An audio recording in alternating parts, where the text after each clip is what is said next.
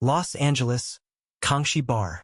Danilo Averson walked out of the bar, arm in arm with a scantily clad blonde bombshell, reeking of alcohol. As the son of the contemporary patriarch of the Averson family, Danilo was a well-known playboy in Los Angeles, always chasing after women, especially movie stars, which gave him an extraordinary sense of achievement. The woman he was holding, for instance, was Jillian, who had just played the lead actress in a blockbuster film. Danilo, you promised you'd invest in a movie with a strong female lead for me. At the entrance of the hotel, Jillian gave him a fiery kiss, quite pleased with the catch she had made. This playboy was rich and generous, a rare breed of sugar daddy. No big deal, I've invested in a ton of films in the past. Spiel, Carmy, and those other world-famous directors. I know them all. I can definitely make you famous. Danilo spoke with great confidence, yet he hadn't guaranteed anything. He was just toying with her. Spending tens of millions of dollars on a big production for one woman was foolish.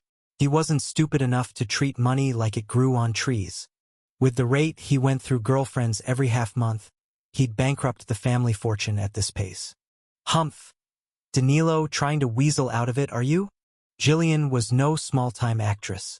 Hearing this, she rolled her eyes at Danilo, pushed him and stumbled, then stormed off, angrily clutching her purse. I like a woman with spirit. Danilo licked his lips, took his keys, and hopped into his Ferrari, driving towards the brooding Jillian on the side of the road. Vroom vroom. His phone vibrated. Danilo pulled it out and saw it was a call from his father. Dad, I'm busy with something important here. Let's talk later. While talking on the phone and driving the Ferrari, Danilo made faces at the sulking Jillian on the roadside. Are you messing around with those actresses again? Get your ass back here now, or I'll break your legs. Pedro's voice was furious over the phone. He was dealing with a feud with the Jekka Group, and his good-for-nothing son wouldn't listen to a word. Dad, you're being too cautious. What can Jekka Group do to me while I'm out chasing girls? I have to go. Hanging up now? Pedro hung up the phone. Danilo honked twice and smiled at Jillian. Jillian, I was just joking with you. It's just one movie, right? Investing that little money is nothing for me. Come on. Get in the car. I'll take you to some fun places. Are you going to keep your word? Jillian had just turned around, about to say something, when suddenly she saw a dump truck at the traffic light ahead, disregarding the red signal and plowing straight through. Fear flooded Danilo's eyes as he tried to steer out of the way, but it was too late. The dump truck floored the accelerator, smashing the Ferrari into a store on the roadside, shattering glass and debris everywhere. But that was not all. The dump truck slowly reversed, then floored the accelerator again and rammed into the Ferrari for a second time, turning it into a crumpled and twisted sheet of metal. Click! The door of the dump truck opened, and a man in a mask got out. He was carrying a can of gasoline, which he poured over the truck and the mangled car. Glancing at Danilo, who showed no signs of life, he tossed a lighter, and as flames roared into being, he quickly disappeared into the streets. Jillian, having witnessed the entire scene, stood with her mouth agape, utterly horrified, and could only let out a piercing scream. Astor Medical Research and Development Center. The head of the R&D Center, Luca Velson, was inspecting the departments. As a genius with an extremely high IQ from the Averson family, he managed the core medical laboratories of Astor Pharmaceutical. The center invested billions of dollars annually in new drug development, employing over 5,000 researchers to work here, accumulating wealth for Astor Pharmaceutical. Fernando, any progress with the Tianyuan myopia pills? Walking into a laboratory, Luke inquired about the research progress. It's the same old story. We can't analyze that universal medicine quality, making it impossible for us to replicate it. Honestly, Luke, this research project is pointless. Fernando shrugged his shoulders. He was also a member of the Averson family, and like all large families, it had its share of mediocre and talented individuals. Raised with elite education from a young age, the number of talented ones was naturally higher. Medicines are often found by accident. Keep researching. Maybe God will smile upon us. and we will uncover the secret of the universal medicine quality. Luke shook his head, indicating he would continue to invest funds. Relying on luck might be less likely than hoping JECA Group goes insane and openly shares their patents. Fernando complained, having no hope for such an outcome. Through the research on Tianyuan myopia pills, Tianyuan hair growth liquid, and strengthening pills, he had realized that the products of JECA Group had chemical structures and properties that were greatly different from any he'd known before. The unique universal medicine quality in particular was completely enigmatic, no matter how much they researched. He only knew that it was this substance that affected all aspects of the human body, giving such miraculous effects to JECA Group's pharmaceuticals. Instead of waiting for JECA Group to volunteer their secrets, we can dismantle and dissect them. On one hand, we'll engage in warfare, and on the other, we'll use commercial sanctions. Once JECA Group can't bear it anymore, we'll devour the inheritance of this fallen giant. Although we'll have to share it with other pharmaceutical companies, it'll be enough for a feast. I'm not optimistic about this. If JECA Group were so easy to deal with, they would have been swallowed up a long time ago. How could they have lasted until now? Fernando put down the reagent in his hand, not quite believing what Luke had said. These were the exact words of family head Pedro. Luke shrugged his shoulders and smiled. That's how he convinced the family members, and then persuaded other pharmaceutical giants. The two were casually chatting here when a man dressed in a white lab coat and wearing a face mask pushed a small trolley and placed it at the entrance of the lab. The man left the trolley where it was and quickly walked away, not stopping anywhere along the way. After walking a certain distance, the man took out a remote control from his hand. Click! Boom! The violent explosion shot up to the sky as the trolley was loaded with highly explosive TNT, instantly leveling the lab to the ground. Luke and Fernando didn't understand what happened and were blown to pieces, without even a single intact body part to be found. Many people in the lab were killed or injured in the explosion, and cries of pain rose everywhere. These researchers working for Aster Pharmaceutical also became victims of this attack. After the bombing, the man in the white lab coat calmly walked in the shadows of the building. His body began to reflect a camouflaging light, much like a chameleon or a cuttlefish, merging into the shadows. The security personnel running patrol and setting up the cordon just a few meters away from him completely overlooked him. Of course, this man was a Steel Camp genetic soldier sent by the JECA Group. He had been injected with a gene from the dark hidden lizard. When he was in the shadows, it was difficult for the naked eye of an ordinary person to detect his camouflaged presence, unless infrared sensing equipment was used. Aster Pharmaceutical Headquarters Building.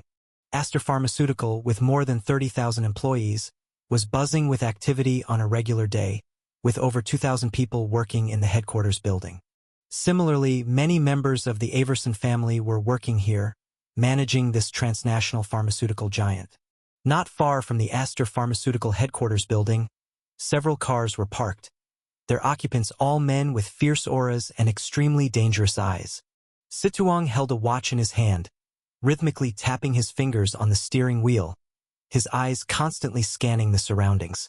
As a Steel Camp soldier of JECA Group, Situang started as a second-class super soldier, but due to his outstanding performance and suitable physical condition, he recently underwent gene potion modification to become a genetic warrior with 3 types of abilities, taking on the position of a platoon leader in the Steel Camp.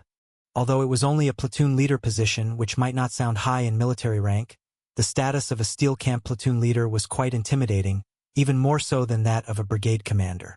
At 11 o'clock, the operation begins. When the time reached 11 o'clock, Situang relayed the order, and everyone simultaneously checked their watches, put on the evil ghost masks, and stepped out of the cars. The group split into 2, with Situang leading 5 genetic warriors into a nearby gun shop. In the beautiful country, gun shops are as common as milk tea shops are in Hua country, because the First Amendment to the Constitution of the beautiful country states, "The people have the right to bear and carry arms which shall not be infringed." The widespread incidences of shootings in the beautiful country are no stranger to these gun shops. Despite knowing that they are selling instruments of death that could be used in schools, concerts, and other places, The lure of huge profits means gun shops have sprung up like mushrooms after the rain, scattered throughout the streets and alleys of the beautiful country. Situang's target was clear, heading straight for the gun shop. The front door of the shop was wide open towards the street, and it was decorated quite elegantly. Upon entering, the shop's walls were basically decorated with wood panels, with guns of various sizes hanging on the walls, pistols, submachine guns, sniper rifles, machine guns, all on display and dazzling to behold. The presence of Situang and his group, with such distinct appearances, immediately made the employees inside the gun shop realize something was amiss. Some employees wanted to hit the alarm button, others reached for their guns. But Situang had already taken the first move. From the revolver at his waist, he fired 6 rapid shots. 2 bullets destroyed the surveillance cameras inside the shop, and 4 blew the heads off the employees. One of the gene abilities Situang possessed was inherited from the thorny fly, giving him extraordinary reflexes, 10 times faster than that of a normal human. While Situang was on his killing spree, the other 5 genetic warriors appeared to ignore the carnage completely, carrying large bags and stuffing various types of guns into their backpacks. However, bullets were stored separately from the guns, to be provided only after purchase, but clearly this did not trouble Situang. After destroying the surveillance cameras, he showed his true form, revealing a steel whip with a bony spike at its tip emerging from his tail, which he thrust into the bulletproof door of the gun shop, piercing a hole wide enough to fit a hand through. There were employees on guard inside the security door, who had already realized something was wrong and were on alert with their guns at the ready. When they saw the blast door opened in such an outrageous manner, several employees' eyes widened as they pulled their triggers, and the bullets poured out in rapid succession. Thud! Thud! Thud! Situang's muscles around his body violently expanded, resembling the inflated neck of a cobra, his skin stretching half a meter wide. The bullets that hit him were either deflected or lodged only half an inch deep, as though hitting high-strength rubber, utterly failing to penetrate his body. Whoosh! In the next instant, Situang's tailbone whip lashed out, cutting a gun shop employee in half at the waist. Another employee had his brain skewered by the spike at the end of the whip, and the last one, the gun shop owner, attempted to flee in terror but was dragged back by the neck in front of Situang. Dangling the man, Situang stepped toward a heavy alloy door. Such a large gun shop had a high-level security door, which Situang alone could not open. Fortunately, he didn't need to force his way through.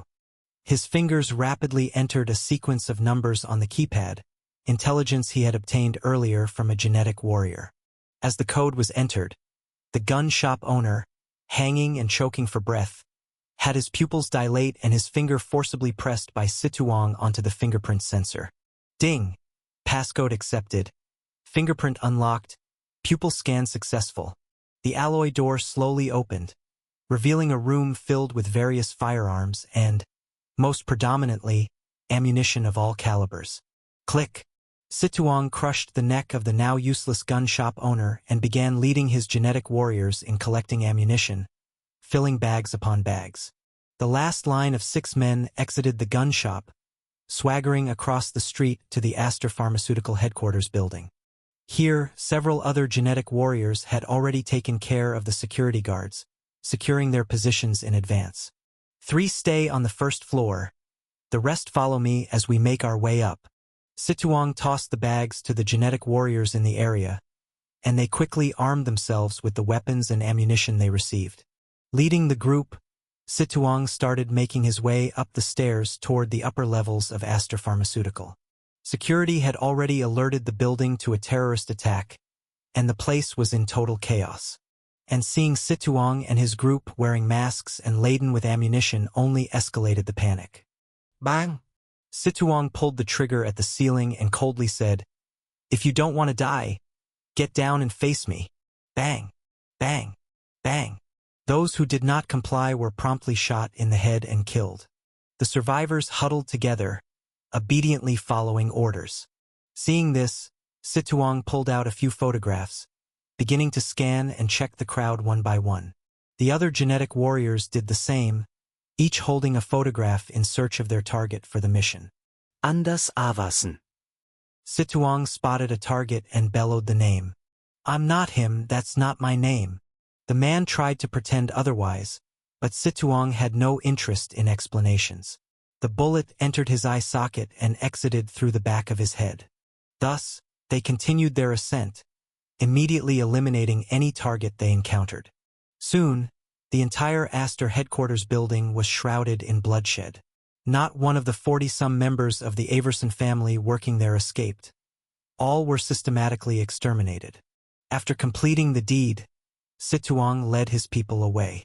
Below, a few genetic warriors utilized precise marksmanship to deal with the arriving backup police, routing them completely and causing no obstruction to their departure. They effortlessly changed clothes and retreated along the pre-planned route, making their escape from the scene.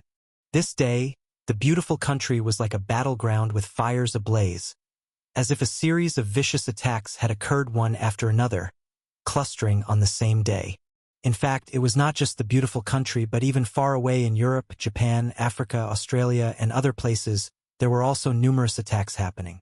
Any discerning person would realize that there was a common thread to these attacks.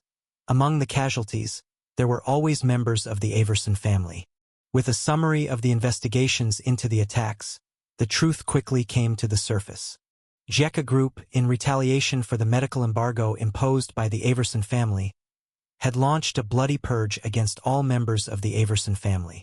This news simply couldn't be concealed, except from the general public who were kept in the dark, while it began to spread like wildfire within the upper-class social circles.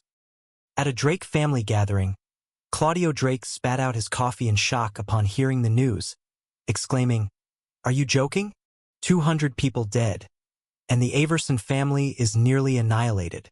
The person next to him nodded, panic-stricken. "Patriarch, we also participated in the medical blockade against Jekka Group. What if, after they finish with the Averson family, they come after us? Their super soldiers are too powerful. If we were to face them..." Claudio's hand trembled, his face twisted with conflict. He was the patriarch of the Drake family, the largest pharmaceutical oligarchy behind the scenes in the beautiful country, holding the world's largest pharmaceutical company, Huerue Pharmaceutical, and their power extended beyond the pharmaceutical industry into the military technology and shipbuilding sectors. Additionally, they were a key member of the Califer Consortium. Their family controlled wealth that actually exceeded $1 trillion, an existence in the beautiful country that could summon the wind and call the rain. Yet, such a powerful man like Claudio was overwhelmed upon hearing the news, his face clouded by a momentary loss of composure. Because Jekka Group's method of operation was simply too brutal, aiming for utter physical eradication. Although in the past, many enterprises in the beautiful country enjoyed such tactics, like sending people on clay flights, such plays had become rare after entering the 21st century, and most resorted to normal corporate warfare. Their strategies included hostile takeovers, buying out opponents' stocks, corporate espionage, and price wars. The uglier tactics involved framing or finding a legal fault with opponents, then bribing judges, arresting founders, and forcing the competitors to close or sell cheaply to them. But these methods were nothing compared to the brutal simplicity of a muck truck sending your opponents to heaven. This kind of physical elimination was not as common, but it wasn't unheard of either. But something like what Jekka Group did, aiming for the extinction of a family, was something Claudio hadn't seen before, an entirely novel and ruthless approach. More than 200 members of the Alverson family, and by doing this, Jekka Group was aiming to eradicate them completely. That was the source of Claudio's terror. "Dad, let's just give up on the blockade against Jekka Group. We should lift it quickly. I don't want to be driving nicely and get killed by a muck truck." Gathering with the family, the other members of the Drake household also heard about the tragic fate of the Averson family. Little Claudio, who was very much afraid, used to be as thick as thieves with Danilo, as both enjoyed chasing women. Little Claudio had just seen the video of the car crash. On that burned-out car, he couldn't find a single piece of Danilo intact. First crushed into mush, then burned to a crisp by the fire, the very thought of that image made his blood run cold. "Husband, we've made enough money. There's no need to offend that madman from Jekka Group. Otherwise, no matter how much money we make, our bodies can't withstand a bullet. Once you're dead, It's all over. Claudio's wife was also breathing rapidly, tugging at her husband's arm and urging him, facing the assassination by Jekka Group's super soldiers, who wouldn't be frightened. The rest of the family also began to speak up. Each member of the Drake family was terrified by Jekka Group's brutal methods, and all they wanted was to quickly ease the relations with Jekka Group. I will first discuss this with the other pharmaceutical companies, and besides, what are you all afraid of?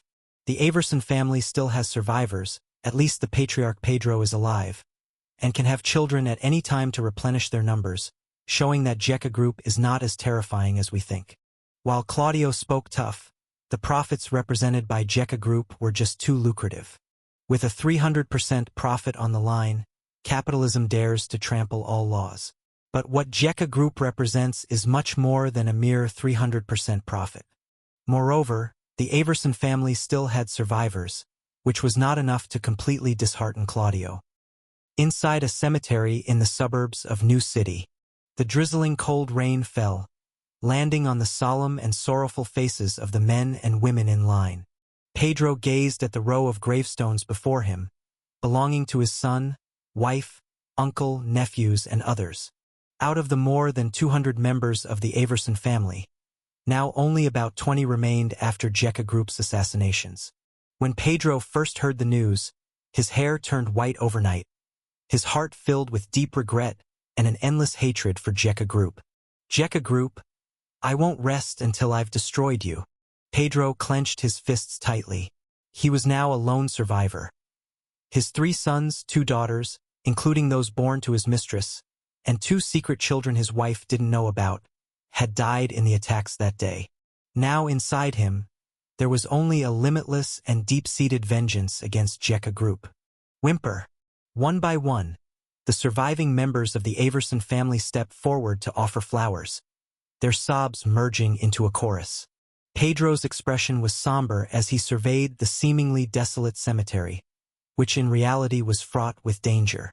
In various hidden spots, there were joint enforcement action squads from the FBI and CIA, along with several top-tier special forces teams from the military. Warplanes circled high above at 10,000 feet, with an armored troop and helicopter troop waiting at a distance, and satellites providing real-time monitoring of the area. It appeared as though Pedro was there with the surviving family members to remember the deceased, but in reality, it was a meticulously laid ambush. Following the brutal retaliation from the Jekka Group, the government of Beautiful Country began mobilizing forces for protection. But there is an adage saying one can't be on guard against thieves every day, only catch them. Thus, to lure the snake out of its hole, a trap was set at this location by multiple departments, aiming to draw in those super soldiers.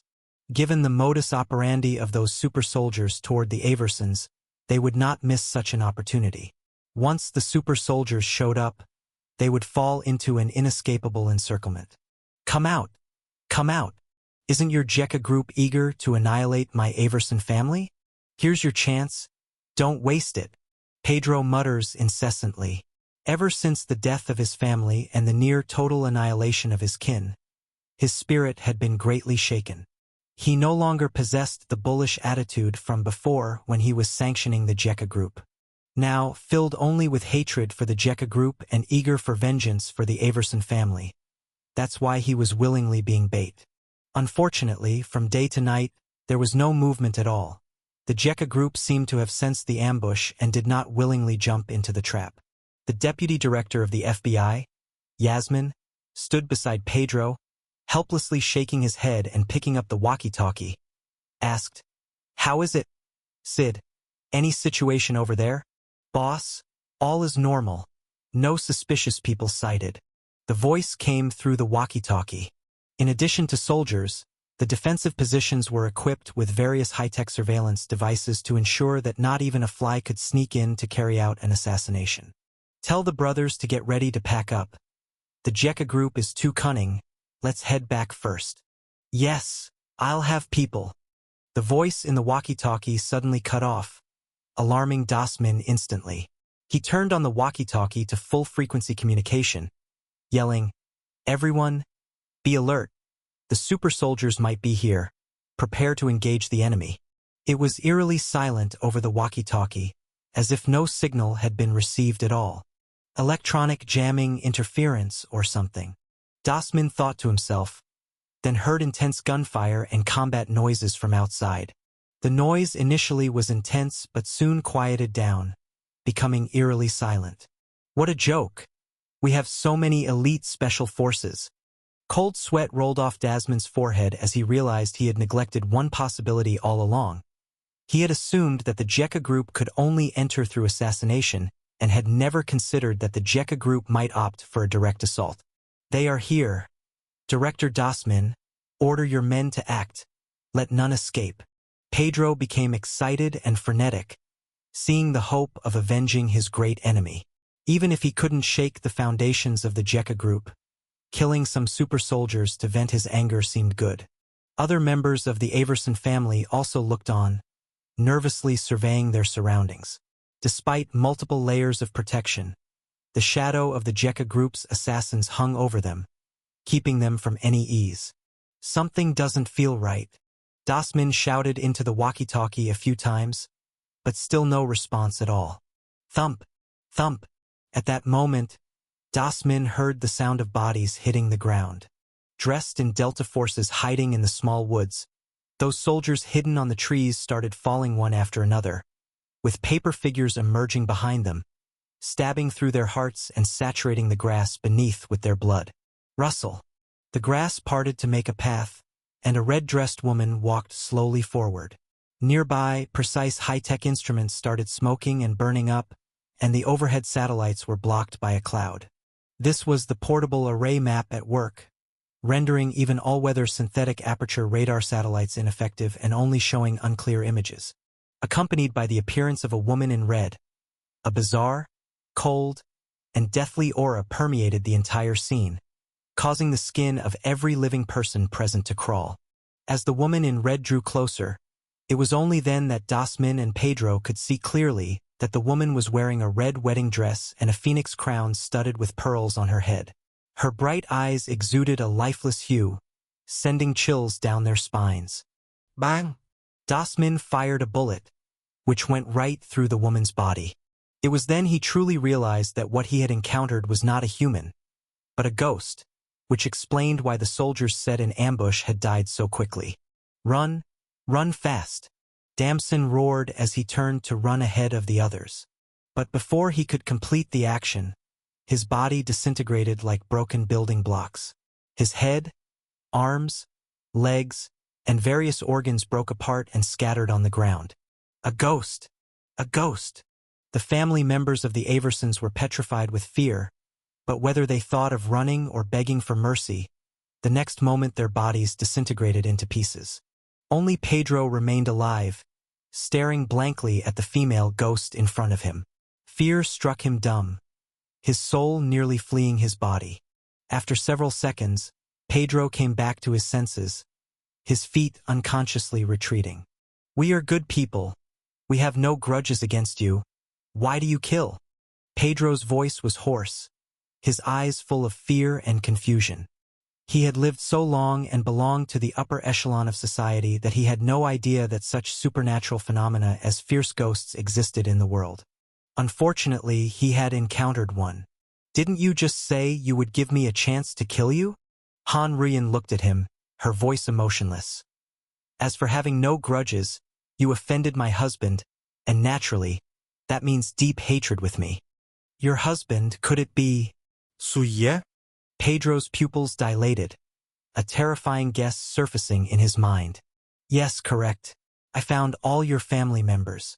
My husband said that to destroy the weeds, you must take out the roots, so I came to remove you, the last of these roots. Han Ruyan's expression remained calm, speaking of annihilation as casually as if she was talking about exterminating ants. Upon hearing this, Pedro's body swayed even more violently. Knowing that the people before him were killed by this woman, he somehow mustered the courage to pick up the pistol that Dasmin had dropped and tried to kill Han Ruyan. I'm going to kill you, demon, die, die, die. Bullet after bullet was fired.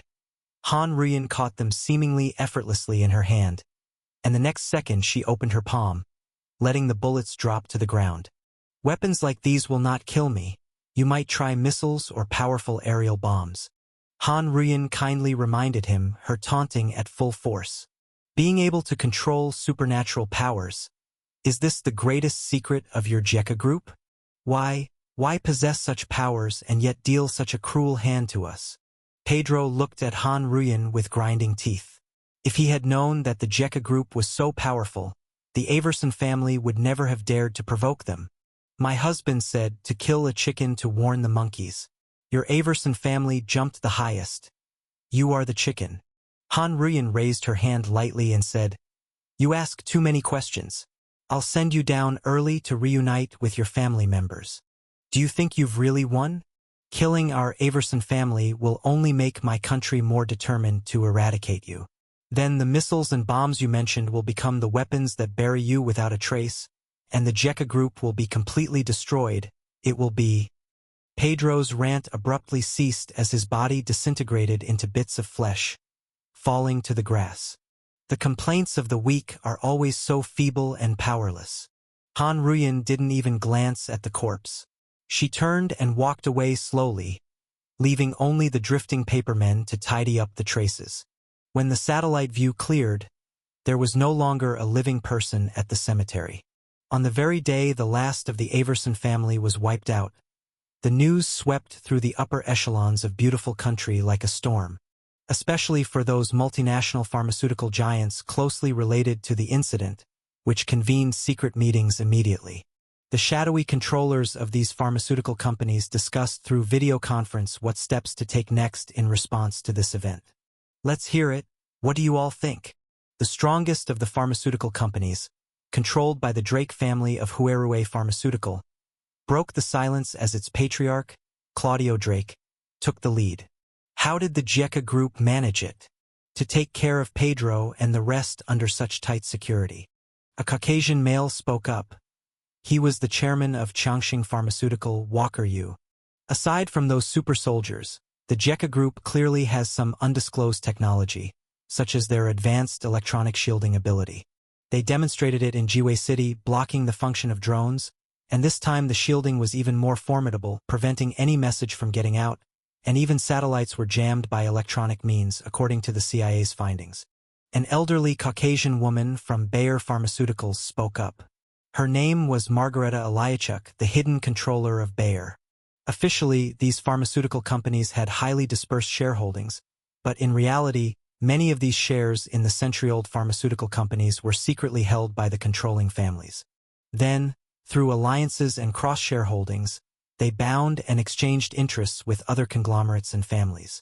The question now is, will the Jekka Group turn their sights on us after dealing with Aster Pharmaceutical? Does that even need analysis?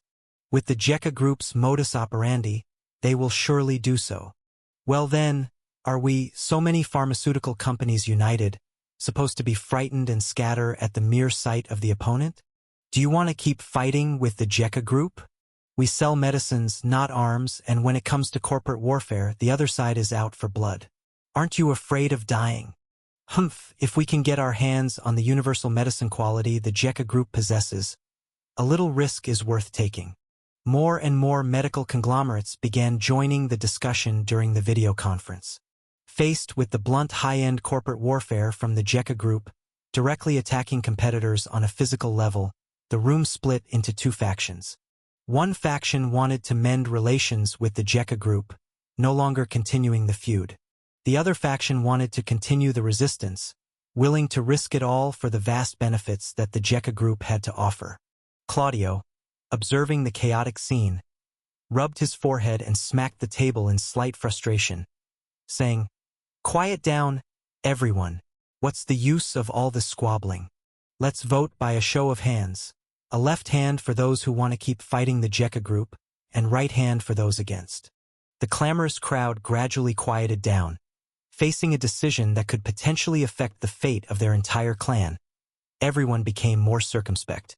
After a silence of several seconds, Margareta from Bayer Pharmaceuticals slowly raised her left hand.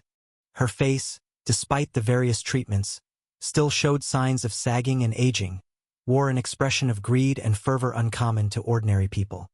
We from Bayer Pharmaceuticals cannot give up just because of some risks.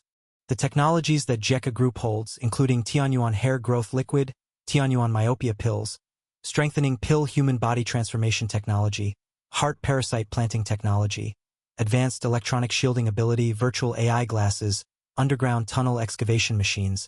The interests they represent are only a fraction of what we pharmaceutical companies want. And what about those military-industrial complexes, technology elites, and large financial conglomerates? Which one of them wouldn't want a piece of JECA Group? If we pull out now, by the time our country deals with JECA Group, we'll only get the scraps.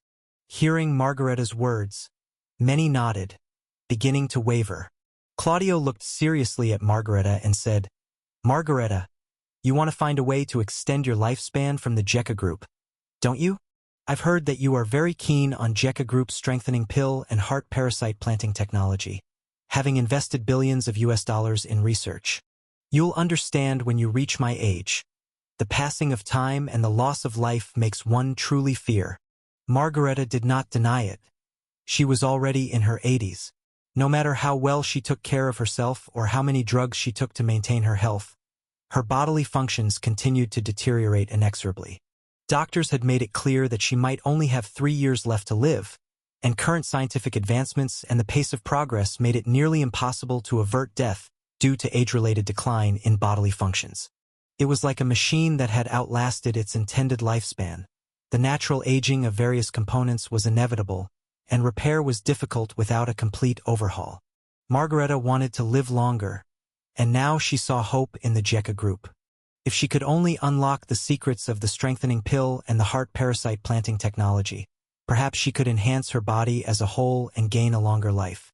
The people at the meeting had varying thoughts. Some empathized while others were dismissive. But the former outnumbered the latter since most of those in high positions were not young.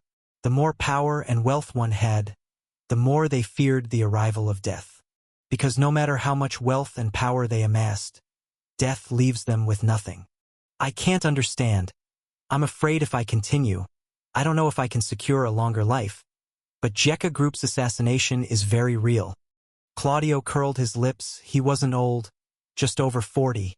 In the prime of his life. Although he had previously taken a tough stance against JECA Group, seeing the fate of the Averson family now, he was no longer willing to risk the lives of his entire clan for a chance at wealth. "Those willing to join me in standing against JECA Group, please raise your hands. We, Bayer, have certain connections in the military. We can protect everyone to the fullest extent. If worst comes to worst, we can stay in nuclear fallout shelters for a while until it's safe to come out." Margareta started to rally allies.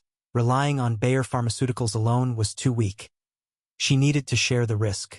It's the same principle as in investment companies, everyone working together, combining forces to grow a new company stronger and eventually take it public to reap the financial benefits.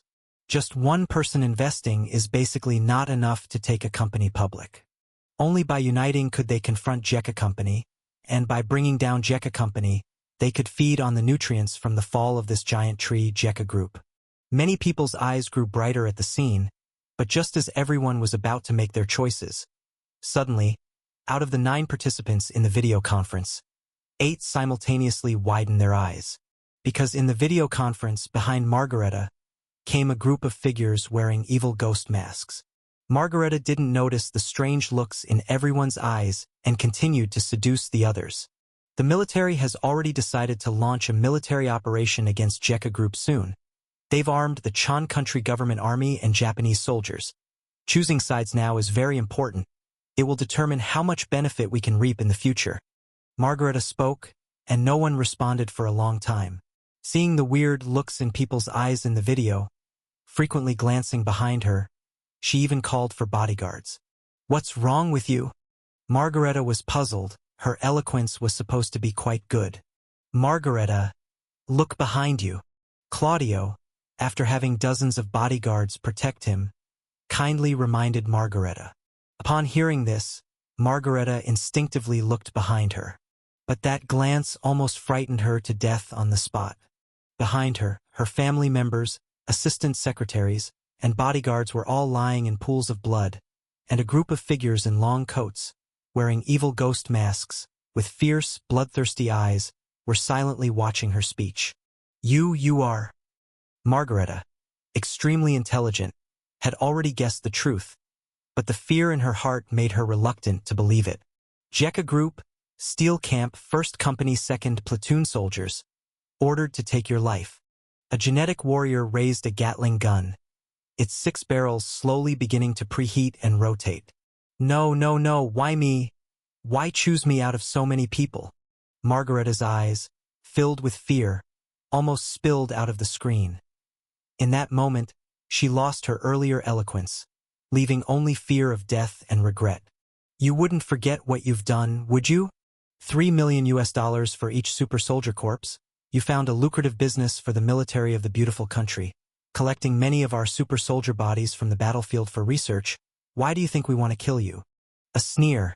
Not waiting for Margareta to argue any further, countless bullets spat from the Gatling gun's barrels.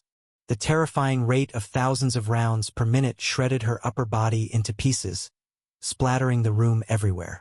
After killing her, these well-trained Steel Camp soldiers turned and left. Only the man who had carried the Gatling looked down at the still-playing computer screen and sneered. Take care of yourselves. Next time, it might be you we visit. After saying this, he dropped the Gatling, turned, and disappeared from the screen. And upon hearing that threat full of murderous intent, the video conference fell dead silent. Everyone was shocked by the cruel methods of Jekka Group. Sometimes, hearing about something and seeing it firsthand are completely different in terms of impact, especially when it comes to killing. It was unclear how much time had passed before Claudio's face finally regained a trace of color. He swallowed and said, "Ladies and gentlemen, those who want to continue opposing the Jekka Group, raise your left hand. Those who want to stop and mend relations, raise your right hand." Swish! Almost simultaneously, numerous right hands were raised without any hesitation. Having witnessed Margareta's terrible fate, these people truly understood the terror of the Jekka Group. The group never entertained the idea of stopping after eliminating the Averson family. If they did not compromise, what awaited them were days without peace, assassinations carried out by non-human entities from the Steel Camp. With a death rate of over 90%, who would dare continue the opposition? Essentially, they were just a group selling medicines, occasionally engaging in unregulated new drug experiments, unlike those military-industrial complexes that actively create wars for the sake of selling more weapons. In that case, I propose we issue a joint statement, one of them said. Claudio's face expressed immense relief. He could finally escape the assassinations from Jekka Group. Agreed. Agreed. Agreed. Amidst the chorus of agreement, the video conference drew to a close. With Margareta's death, the remaining multinational pharmaceutical companies all assumed the role of laying low. Aster Pharmaceutical has undergone a massive internal shift in power. Aster Pharmaceutical is caught in a bankruptcy crisis. Huarui Pharmaceutical and Changxing Pharmaceutical announced their intent to acquire, causing their stock prices to soar yesterday due to this development. As Aster Pharmaceutical, advocates of a medical embargo, undergo such drastic changes, is it related to the Jekka Group? Our reporter invites a renowned financial expert to decode the bankruptcy turmoil of Aster Pharmaceutical. Changxing Pharmaceutical, Novartis Pharmaceuticals, Mersha Group, Huarui Pharmaceutical among other global pharmaceutical conglomerates declare, on humanitarian grounds, the lifting of the medical embargo against Jekka Group. Huarui Pharmaceutical issues a statement to help civilians in East Chin State and Jibang region injured due to war. They will donate medicine worth $200 million and send medical teams to treat local illnesses for free. Mersha Group donates $100 million to the disaster-affected people of Jibang to help them rebuild their homes sooner. A couple of days later, news pieces started appearing online. After being targeted by the Jekka Group, these pharmaceutical conglomerates all started behaving more honestly. Not only did they immediately announce the lifting of the embargo, they also declared various forms of public assistance under Jekka Group's domains. Although they dared not directly sponsor Jekka Group, fearing questions from the government of beautiful country, their stance was clearly displayed. That is, cease all armed conflicts and let's all be good friends. This gesture of goodwill was obvious to any discerning observer. While the common folks didn't understand such a turnaround, they could only sigh how these pharmaceutical giants' words were as unreliable as farts, changing overnight without knowing what incredibly tense encounters must have happened behind the scenes. And those countries who were secretly watching this conflict would certainly not mock these pharmaceutical giants, for who would not fear JECA Group's straightforward yet high-end corporate warfare? What people ridiculed was that beautiful country couldn't even protect its own enterprises, allowing others to rampage through and kill people within its borders, leaving its face thoroughly slapped. In the United Nations Security Council, the representative from beautiful country often encountered sarcasm from other countries' representatives and would leave the meetings with a darkened face. Furthermore, JECA Group added fuel to the fire when Liu Yingying, the group's president, made a statement. Seeing that all major pharmaceutical companies understand their mistakes and are willing to change, JECA Group is prepared to forgive and forget. However, I must seriously warn beautiful country, health security must not be violated. If any more acts of medical imperialism occur, JECA Group will handle them in our own way. Beautiful country couldn't hold back then, implying that while medical hegemony was hegemony, their straightforward corporate war was completely legitimate, right? Damn it. The last time someone dared to slap them this hard was when that uncle wrapped in a white turban with a goatee orchestrated the attack, leading to the prolonged anti-terrorism war in the Empire Graveyard. This time, faced with JECA Group's mocking defiance, beautiful country could not possibly remain indifferent. East Chin State, at an inland river dock, an inland river ferry arrived, its bow pushing through the water. A red-clothed woman stood at the bow, sensing a disquieting atmosphere under the water, as fish and shrimp swiftly fled away.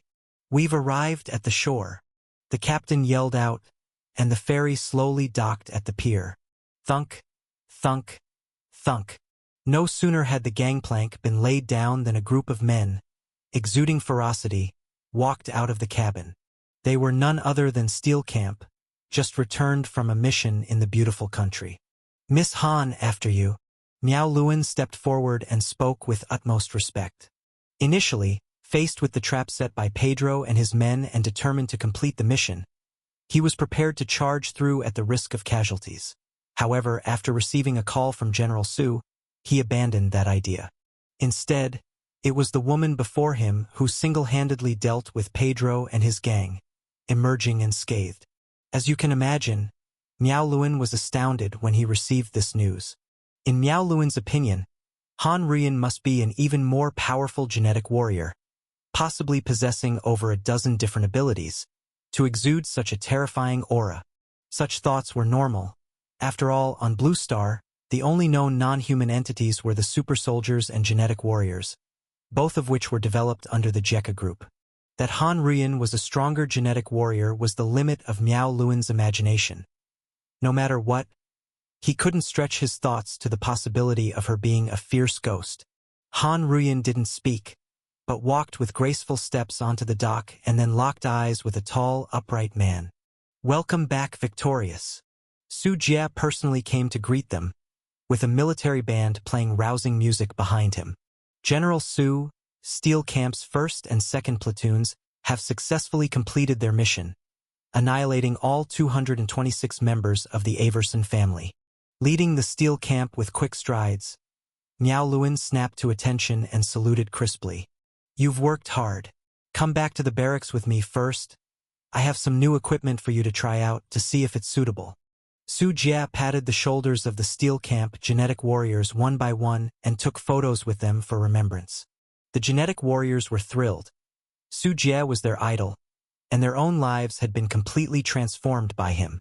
Coupled with JECA Group's propaganda, they all believed they were fighting to save their poor and backward country, with the lofty ideals and convictions of liberating millions of impoverished citizens. Thus, for these most loyal genetic warriors of Steel Camp, Su Jie's status was almost like that of a deity. After taking photos with the genetic warriors, Su Jie drove Han Rian away, asking with a smile, "How was your experience in the beautiful country?" "I didn't feel like I did much. I didn't see the most powerful technological weapons that you spoke of." Han Rian's expression was cold and indifferent, which really reflected her thoughts. She wanted to see the limits of humanity. Don't ever underestimate technology and intelligence before you are truly invincible. You can't withstand a nuclear bomb. Su Jie shook his head.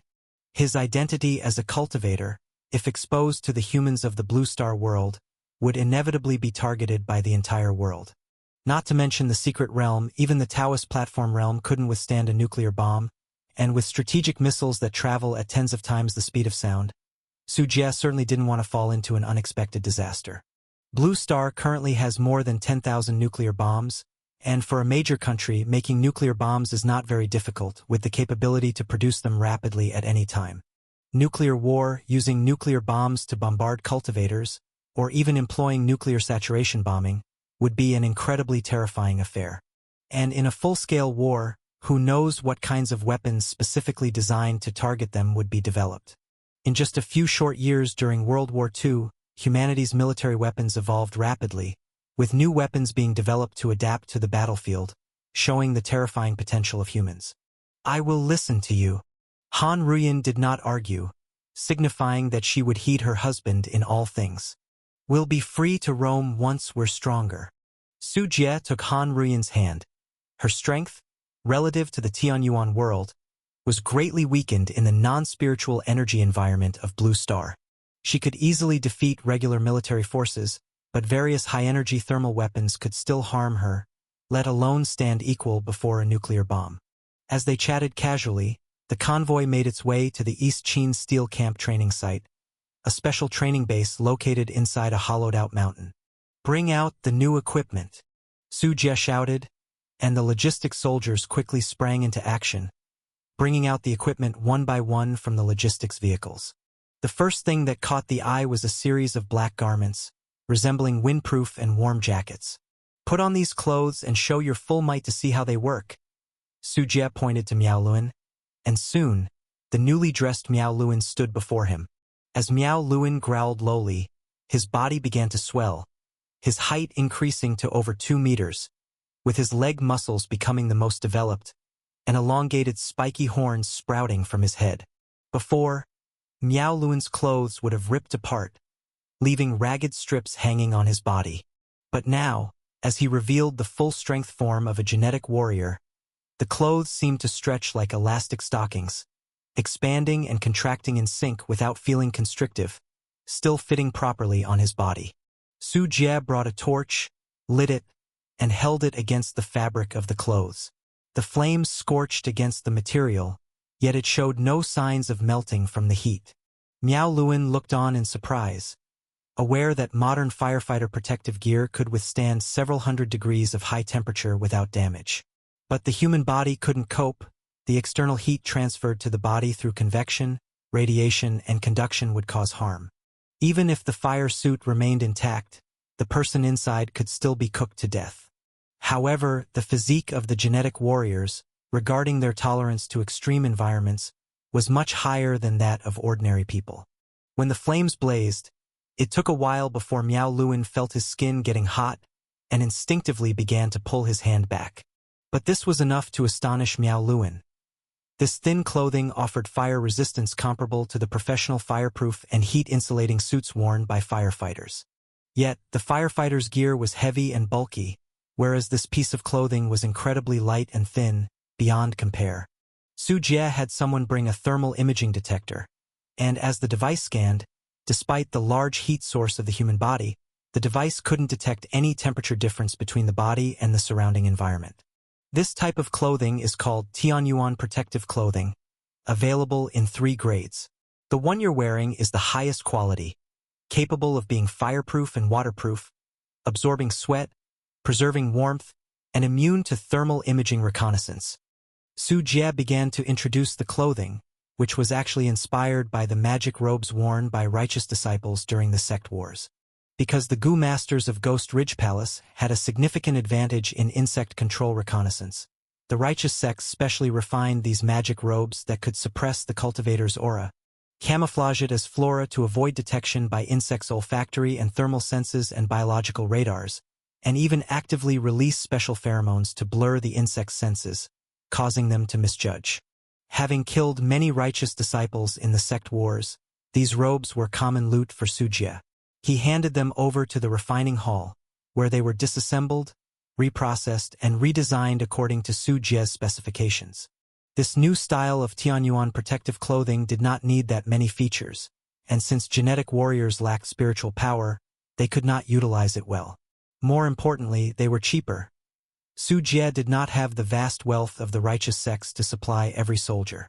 Aside from the highest grade of Tianyuan protective clothing, which was manufactured by the refining hall, there was a second-grade protective clothing for super soldiers and a third grade used by ordinary soldiers, all of which were produced in Jekka Group's factories using materials provided by Su Jie. Naturally, the quality decreased progressively, and the lowest grade only had the basic function of evading thermal imaging detection. General Su, are these issued to us? Miao Luan and the surrounding genetic warriors all lit up. These Tianyuan protective suits matched their desires. Everyone gets one.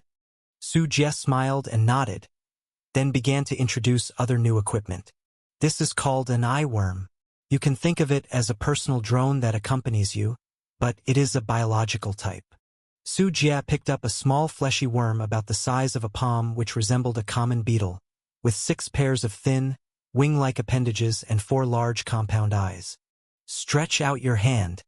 Su Jie gestured for Miao Luan to extend his palm. Miao Luan did as instructed, and Su Jie placed the eye worm on Miao Luan's palm.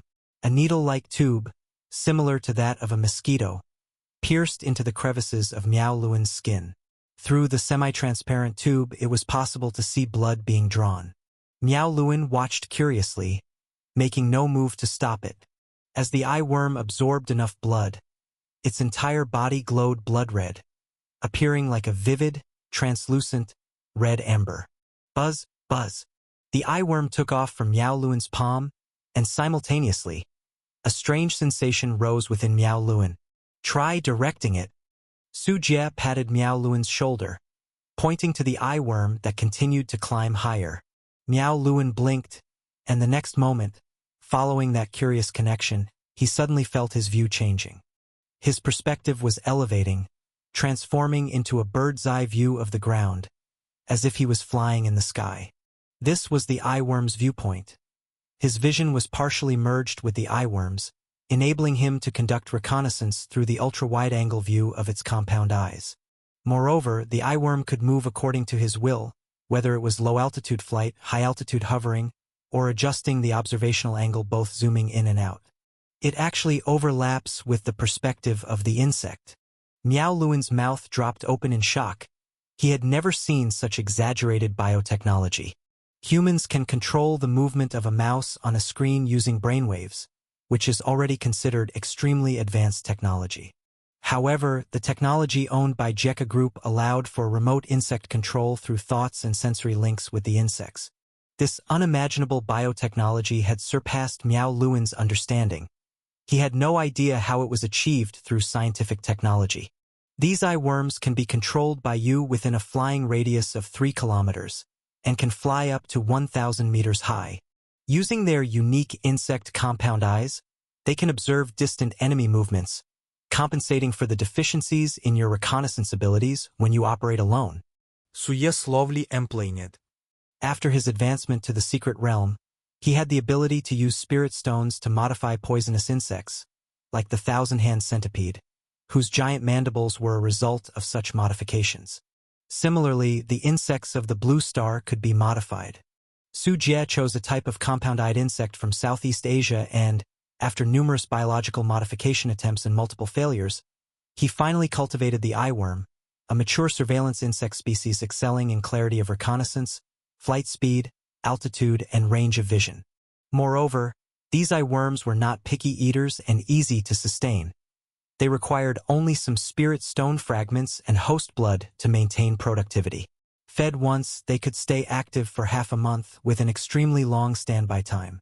All of you, genetic warriors and super soldiers, will be equipped with this type of eye worm as part of your auxiliary reconnaissance equipment. Su Jie said, exciting the genetic warriors present. Such a biological surveillance device, synchronizing with a person's thoughts, brought unimaginable convenience.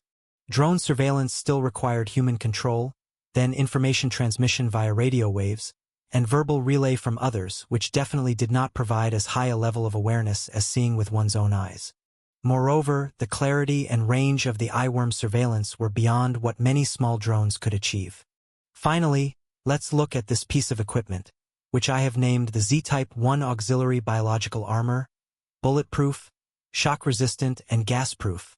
Su Jie then picked up a suit of armor constructed of biological and metallic elements. This armor, reaching 3 meters in height, had a surface of cold, thick matte metal, inside which one could see writhing fascia and a metallic skeleton. This armor was also Su Jie's latest masterpiece, inspired by the combat puppets of the Puppet Hall. Using his strong ability to modify insects and also consulting Tang Peiqing and Taoist Chiu, with assistance in design and planning from the Puppet Hall, he used several insects together in the modification and merging process, combined with metal armor to ultimately set this design. This set of auxiliary biological armor had a defense capability that was a level above the previous alloy heavy armor and also possessed a powerful ammunition carrying capacity. In the past, although the soldiers of the steel camp were powerful, the ammunition and weapons they carried individually were limited. For instance, Miao Luan, who carried a 14.5 mm caliber anti-aircraft machine gun, could only carry a small amount of ammunition, leaving no room for more. This often led to dire situations on the battlefield where steel camp soldiers would quickly run out of ammunition and have to fight using the enemy's weapons. Not to mention suitability, many times it was difficult to find a weapon that fit perfectly, and many steel camp soldiers were killed during this process. As a result, steel camp soldiers would instinctively conserve ammunition upon entering the battlefield, undoubtedly limiting the killing power of super soldiers. But this biological armor would solve that problem. Miao Luan stepped forward excitedly, and after binding with the biological armor through his blood, the back of the armor split open to reveal its internal structure. The inside of the armor was creepy, with writhing flesh and fascia. Miao Luan stepped forward, placed his hands and feet in the designated positions, and the entire armor slowly closed around him. The facial area of the armor consisted of high-impact bulletproof glass and thin film, allowing a clear view of the surroundings. In an instant, a figure 3 meters tall, clad in metallic armor, resembling a single soldier mecha from a sci-fi movie, spectacularly emerged at the scene. Click. Miao Luan tried to take a step, the biological armor fully synchronized with his will, feeling like an extension of his own limbs, without any discomfort. Miao Luan tried to increase the range and intensity of his movements. The flesh inside the armor seemed to grow onto his skin, with every muscle movement in his body being instantly relayed to the biological armor. Unlike being made of large alloy metal plates, the armor was instead constructed from small, scale-like metal pieces, which had a lower strength than a solid alloy. However, the flesh behind acted like a buffer spring, capable of absorbing force, making the overall defense stronger than the previous alloy battle armor. This also made movement more convenient without any hindrance caused by joint friction. Boom! Miao Luan threw a punch, and amidst the explosive sound, the biological armor fully transmitted his force, not only without any power loss but also enhancing some of Miao Luan's strength. The fist heavily smashed into a concrete wall, immediately creating a large hole. This power, if applied to a person, would generally blast the body apart, leaving no need for any resuscitation. Bring up the weapons. At Su Jie's command, logistic soldiers heaved over various weapons and ammunition. On the right arm, a 14.5 mm anti-aircraft machine gun was lifted, with various weapon slots beneath the biological armor, allowing easy gripping of the anti-aircraft gun. On the left arm, there was an RPG-29 rocket launcher with a 105 mm caliber. On his back and shoulders, 2 single-soldier anti-tank missiles were erected, capable of targeting not only tanks but also helicopters. Moreover, there were rows of ammunition belts, rocket shells, individual rations, hand grenades, etc., all mounted on various parts of the mecha, with concave areas swallowing them in. Accessing them was very convenient, too. The internal flesh tendon membranes could move to automatically deliver bullets and rocket shells into his hands. This set of biological armor could carry up to half a ton of extra load.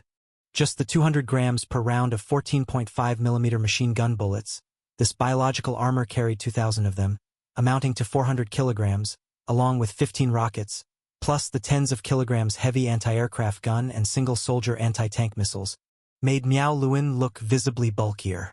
But the beauty of biological armor lies here. It can expand like a human belly, unlike metal which can only contain a fixed volume. Though this was somewhat inconvenient for Miao Luan, such a large carrying capacity of ammunition consenting him willingly, as the boost in combat capability due to long endurance was indeed too significant. At that moment, Miao Luan stood on the spot with two single-soldier anti-tank missile launchers sticking out on his shoulders, his right arm holding a 14.5mm anti-aircraft machine gun, and his left arm suspending a 105mm rocket launcher, looking like a humanoid artillery battery. Just standing there, his fierce and massive appearance was enough to send shivers down anyone's spine. It was hard to imagine the psychological impact on the enemies if such a figure appeared on the battlefield. Miao Luan was also very pleased. This set of biological armor perfectly met the needs for protection, firepower, and endurance, making him absolutely love it. General Su, is this equipment really for us? Miao Luan's voice trembled slightly, owning the world's first biological mecha. Indeed, in Miao Luan's view, this was a genuine mecha. Every warrior of the Steel Camp will be equipped with a set. It pained Su Jie somewhat, as such a set of biological armor cost quite a few spirit stones and needed regular investment in spirit stones for maintenance and repair, otherwise the internal flesh would decay and age. But to arm his elite troops, Su Jie had to make the painful expenditure. Long live General Su. Upon hearing this, cheers from the genetic warriors erupted on the spot, and their anxious hearts finally settled. This set of biological armor was indeed a massive boost in combat capabilities. Who wouldn't want one? You all quickly learn to use this biological armor. As soon there will be a major battle waiting for you guys. Don't worry, General Su, we'll become proficient with the biological armor soon. Not letting down your expectations. Any foreign enemy who dares invade will be crushed to a pulp. Miao Luan, excitedly leading his subordinates to salute, was deeply moved. Joining Jekka Group was indeed the right choice. Such a globally leading biotechnology, the enemies would definitely be taken by surprise. Very impactful. Su Jie nodded, took another look around, and then turned to leave, heading back to the Jekka Group headquarters building in Monde City. Just as he returned to his office, Lu Yingying rushed up to him. Su Jie, our intelligence department recently discovered that the 8 Nation Group's top officials are holding talks frequently. Additionally, Chan Country has recently stopped transporting materials in large quantities and instead started increasing soldiers' wages and compensating for previous unpaid salaries. Lu Yingying spoke hurriedly. Jekka Group had a specialized external intelligence department, which, apart from bot informants, also trained spies, and even had people bought inside the 8 Nation Group, where monetary means were absolutely effective, and throwing enough money made everything possible. The war is about to start. Su Jie, sitting in his executive chair, stated very assuredly, having also received prior hints now further confirmed. That's also the analysis of the intelligence department. Lu Yingying nodded, then pulled out a document. This is our current situation of resource reserves and the deployment of forces everywhere. We have also completed 75% of the material reserves here. The rest can only be produced during the war. Su Jie took the document and read it carefully. After finishing, he said, "That's enough. We can't compete with the 8 Nation Group in terms of firepower and logistics. We must engage in guerrilla warfare in this battle. It's our advantage." Su Jie picked up a pen and jabbed it on the map, landing on a range of mountains. The core of this confrontation lies at the Ruakai Mountains, the gateway to G State and the dividing line between us and the Chan Country government. Once they occupy this area, they can pierce into the plains of G State. I would actually be disappointed if they didn't come. We need to spill some blood of the 8 Nation Group here and drain the living force of both the Chan Country government army and the Japanese soldiers. A cold light flashed in Su Jie's eyes as Lu Yingying followed his gaze. Chan Country spans about 678,500 square kilometers, with its terrain high in the north and low in the south. The north is mountainous, the east is plateau, Between the west and south lie the Ruakai Mountains, separating Jekka Group's territory on the west and the alluvial plains in the south, which is the essence of Chan country and the core of the Chan country government's control. This Ruakai mountain range separates Jekka Group and Chan country government and is also the real focus of this war for both sides. This war will probably be very brutal. Lu Yingying took a deep breath, having this premonition. Su Jie touched Lu Yingying's cheek with a smile. Heh, the ones that will be entering the fray this time are just the dogs raised by the beautiful country. No matter how ferocious the guard dogs are, once they enter our forest territory, they're merely snacks when they encounter jackals, tigers, and leopards. If we don't break a leg of this vicious dog, I won't let them return. Yes, we will certainly win. Influenced by Su Jie's confidence, Lu Yingying nodded firmly. Just as Su Jie had anticipated, it didn't take a week. On January 23rd, the president of the beautiful country made a public television speech. In view of the rampant illegal forces in the Chan country region, with immediate effect, we will dispatch 2 amphibious landing group combat formations deployed in the southeastern sea area to maintain the navigational lanes and safety of the region. This move by the beautiful country wasn't anything new, as the fleet of the Blue Star Dominator was often on the move. However, when paired with some actions of the 8-nation group, this behavior became quite suggestive. The Prime Minister of Japan spoke at a press conference the following day, saying, "Together with our ally, the Chan country government, we are working to contain the extreme radical organization Jekka Group in the northwest of Chan country, and in order to prevent the people of Chan country from suffering under Jekka Group, we are fully prepared to go to war if necessary." In addition, the other 6 countries of the 8-nation group announced one after another that to strengthen military cooperation within the group, they would each send a task force to conduct a joint military exercise near the border of Chan country within Siam. Shortly after these announcements were made, early warning planes, electronic reconnaissance planes, electronic signal planes, and battlefield surveillance aircraft started taking off in large numbers daily around the Japanese base within Chan country, performing high-intensity reconnaissance and surveillance over East Chin State and Ji State areas.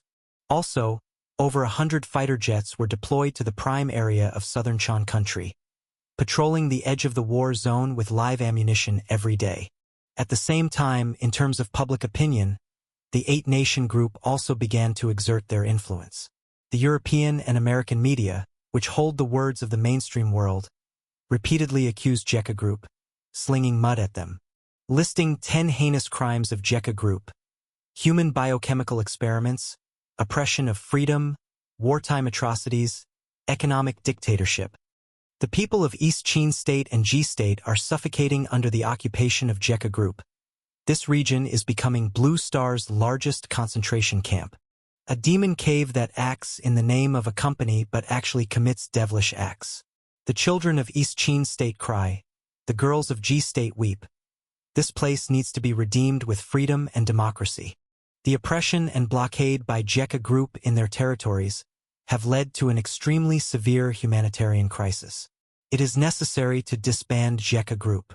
These news stories were disseminated through newspapers, radio, television, the internet, spreading all kinds of information, relying on a strong network to smear Jekka Group. Even in the absence of evidence, they deliberately staged photos and produced ambiguous videos of Jekka Group persecuting the population. The Western mainstream media unreservedly splashed dirt on Jekka Group, while keeping silent about the atrocities of the Chan country troops. Western online platforms censored and blocked voices against the 8-nation group. However, with the rise of internet as a media platform, the truth still spread through various channels. Truth can't be contained, and people around the world still maintain neutrality. With such a series of dangerous statements and military movements from the 8-nation group, countries and military experts also sensed a strong whiff of gunpowder. It seemed like Chan country might be on the brink of war once again. Faced with the suddenly tense situation, Jekka Group also responded. Many ordinary people in East Chin State and Ji State received educational materials such as air defense warning instructions. Air defense constructions were opened one after another, and related air defense drills took place every week. Near the Jekka Group's border with the Chan country government, The nearby cities started to enter a secondary emergency state, while the cities on the front line entered a primary emergency state. Ordinary citizens near these cities began to distribute some emergency supplies and conducted a certain degree of evacuation. Meanwhile, in the Jibang region, all the factories were converted to a wartime system, no longer producing ordinary civilian goods, but entirely military products. To protect this important industrial base, JECA Security deployed several sets of air defense missile systems purchased from Maubert. To cope with the future logistical pressures, the railway, highway, and air transportation systems were all under control, and the reserves of materials such as steel, cement, and grain increased gathering speed. At this time, the standoff between JECA Group and the Eight Nation Group made it clear to the entire world that a war was inevitably going to break out here. The previous ceasefire was due to a high-tech war, which brought great logistical pressure due to enormous consumption. During the ceasefire, both sides were replenishing logistics, and now that they were replenished, the war was naturally going to sweep through again. In the northern territory of Chan Country, Nibi City, Xinhui Park. CIA Senior Commissioner Lloyd Alve entered the park escorted by a team of warlord soldiers. "Don't hit me. Please don't hit me anymore. Help. I really don't know anything. It really has nothing to do with me. I was just a little bit away from completing my performance. Please spare me this once." Cries and screams were heard, and as Lloyd looked over, he saw many men and women locked in water cells. Some warlord soldiers were holding iron sticks with sharp tips, continuously striking the water. On the ground, some warlord soldiers, brandishing machetes, forcibly stretched out others' fingers and swung down. There were also warlord soldiers with electric batons, shocking people to the point of screaming terribly and soiling themselves. "Tsk. Such a barbaric style," Lloyd murmured with a light chuckle. The northern territory of Chan Country was always a paradise for various warlords due to its underdeveloped industry and location amidst continuous high mountains and virgin forests. The place was filled with the stench of sin and death, gambling, fraud, extortion, blackmail. All the darkness you can imagine existed here, almost on a daily basis. Men and women were bought and sold like livestock, and any laws were mere empty talk here. Passing through the chaos of the park, Lloyd was led to a conference room in a tall building, where people were already waiting. 6 men sat there, some dressed in local Chan Country ethnic attire, some in suits and leather shoes, and some in military uniforms adorned with a string of medals. "Hee. All 6 families have arrived. It seems I'm the late one," Lloyd said with a smile. These 6 men were the largest of the 6 warlord factions in the northern territory of Chan Country, deeply rooted and ruling like families for many years. They were the Wa Xian Defense Army, the Keegan Alliance Army, the Bachan Independent Army, the Delawan State Army, the Myanmar Border Guard, and the Shan State Liberation Front. The sizes of the military forces of these 6 warlords varied, with the Keegan Alliance Army having an army of 100,000 soldiers, and the other warlord militias numbering above 50,000.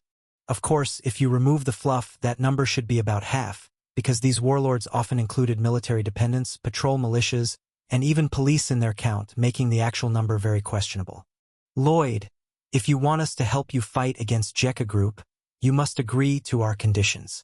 No matter how strong your beautiful country is, it won't work here," said Wu Angli, the leader of the Keegan Alliance Army, with a very arrogant tone, seizing the desperation of the beautiful country now in urgent need of strength.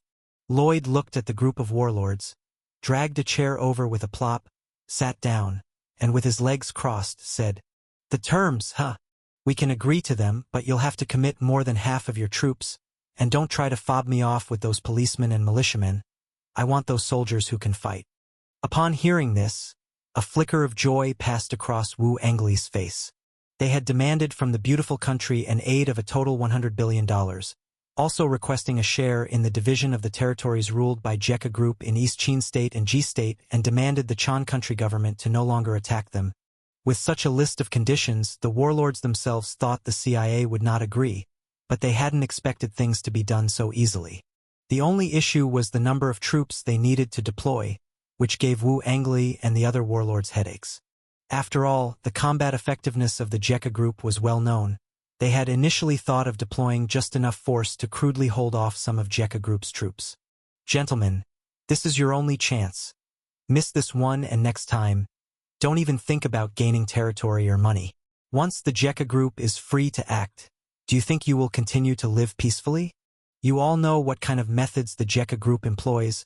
They crack down on all kinds of illegal activities under their rule. If you fall into the hands of Jekka group, TSK, then your fate is hard to say. I suggest you consider the fate of a few warlords in East Chin State back then. The way they died might give you the answer. Lloyd knocked on the table. The paltry $100 billion in benefits, compared to the benefits on the Jekka group, was like comparing the light of a firefly to that of the bright moon. As for territorial control, the beautiful country has never cared much for that little land. There's no oil there, the mountains are high, and forests are dense. They wouldn't bother having troops stationed there. It's only these warlords used to living in poverty who would be so petty as to not dare to ask for more when making their demands. Of course, $100 billion is not a small amount, but later on, they can just renege on the deal, as if these warlords could bite them back. You're threatening us, Wu Angli, with a dark expression, said coldly. Believe it or not, with one command from me, you won't be able to walk out of this park.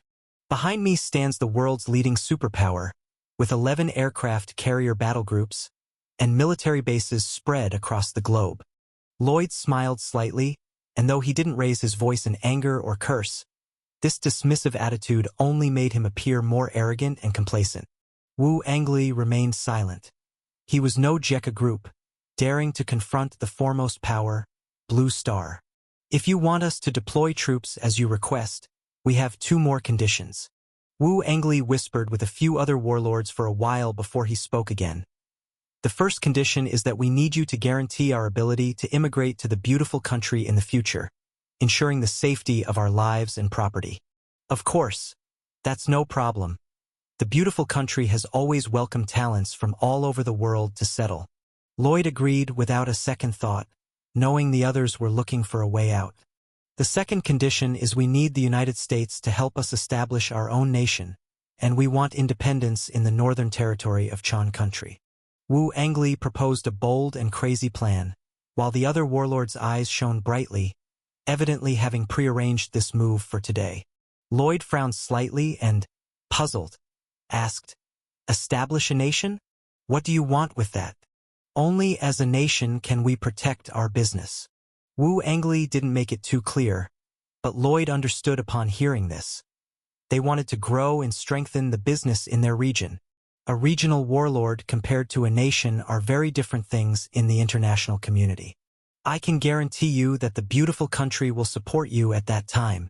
Lloyd internally mocked the warlord's wild fantasies. A bunch of worthless creatures dreaming of establishing a nation. But outwardly, Lloyd did not refuse, simply giving an ambiguous response. Support for their nation could just be in words, after all.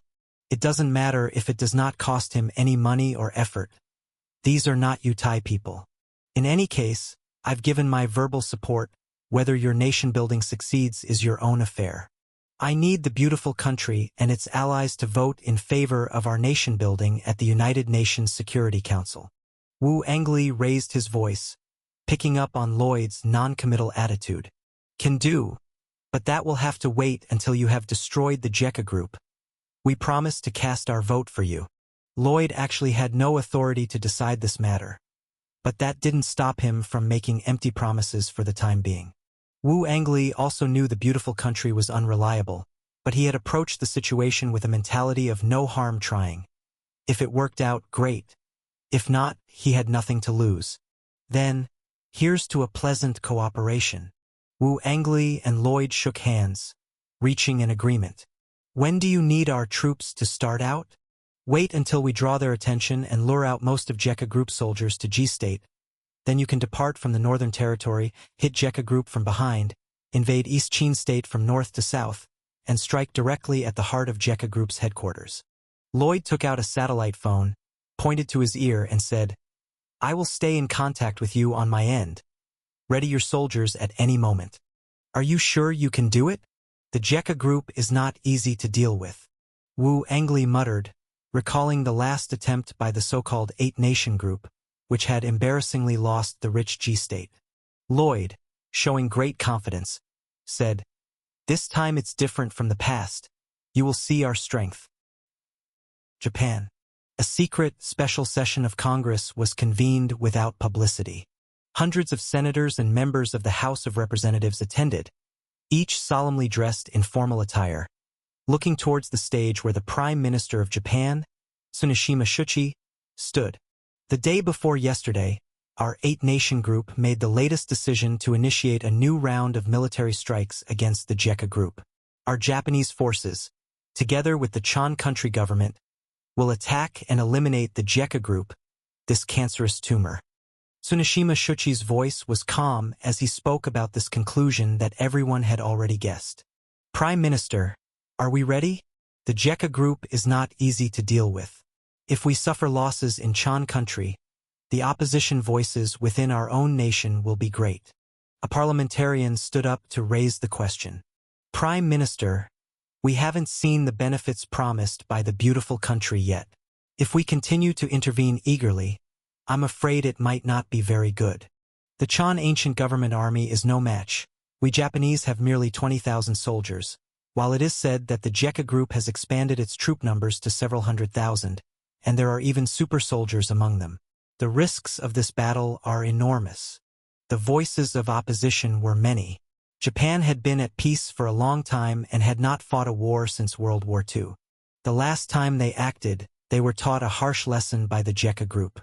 The several thousand soldiers dispatched were either killed or wounded, and those who returned to Japan often suffered from psychological trauma.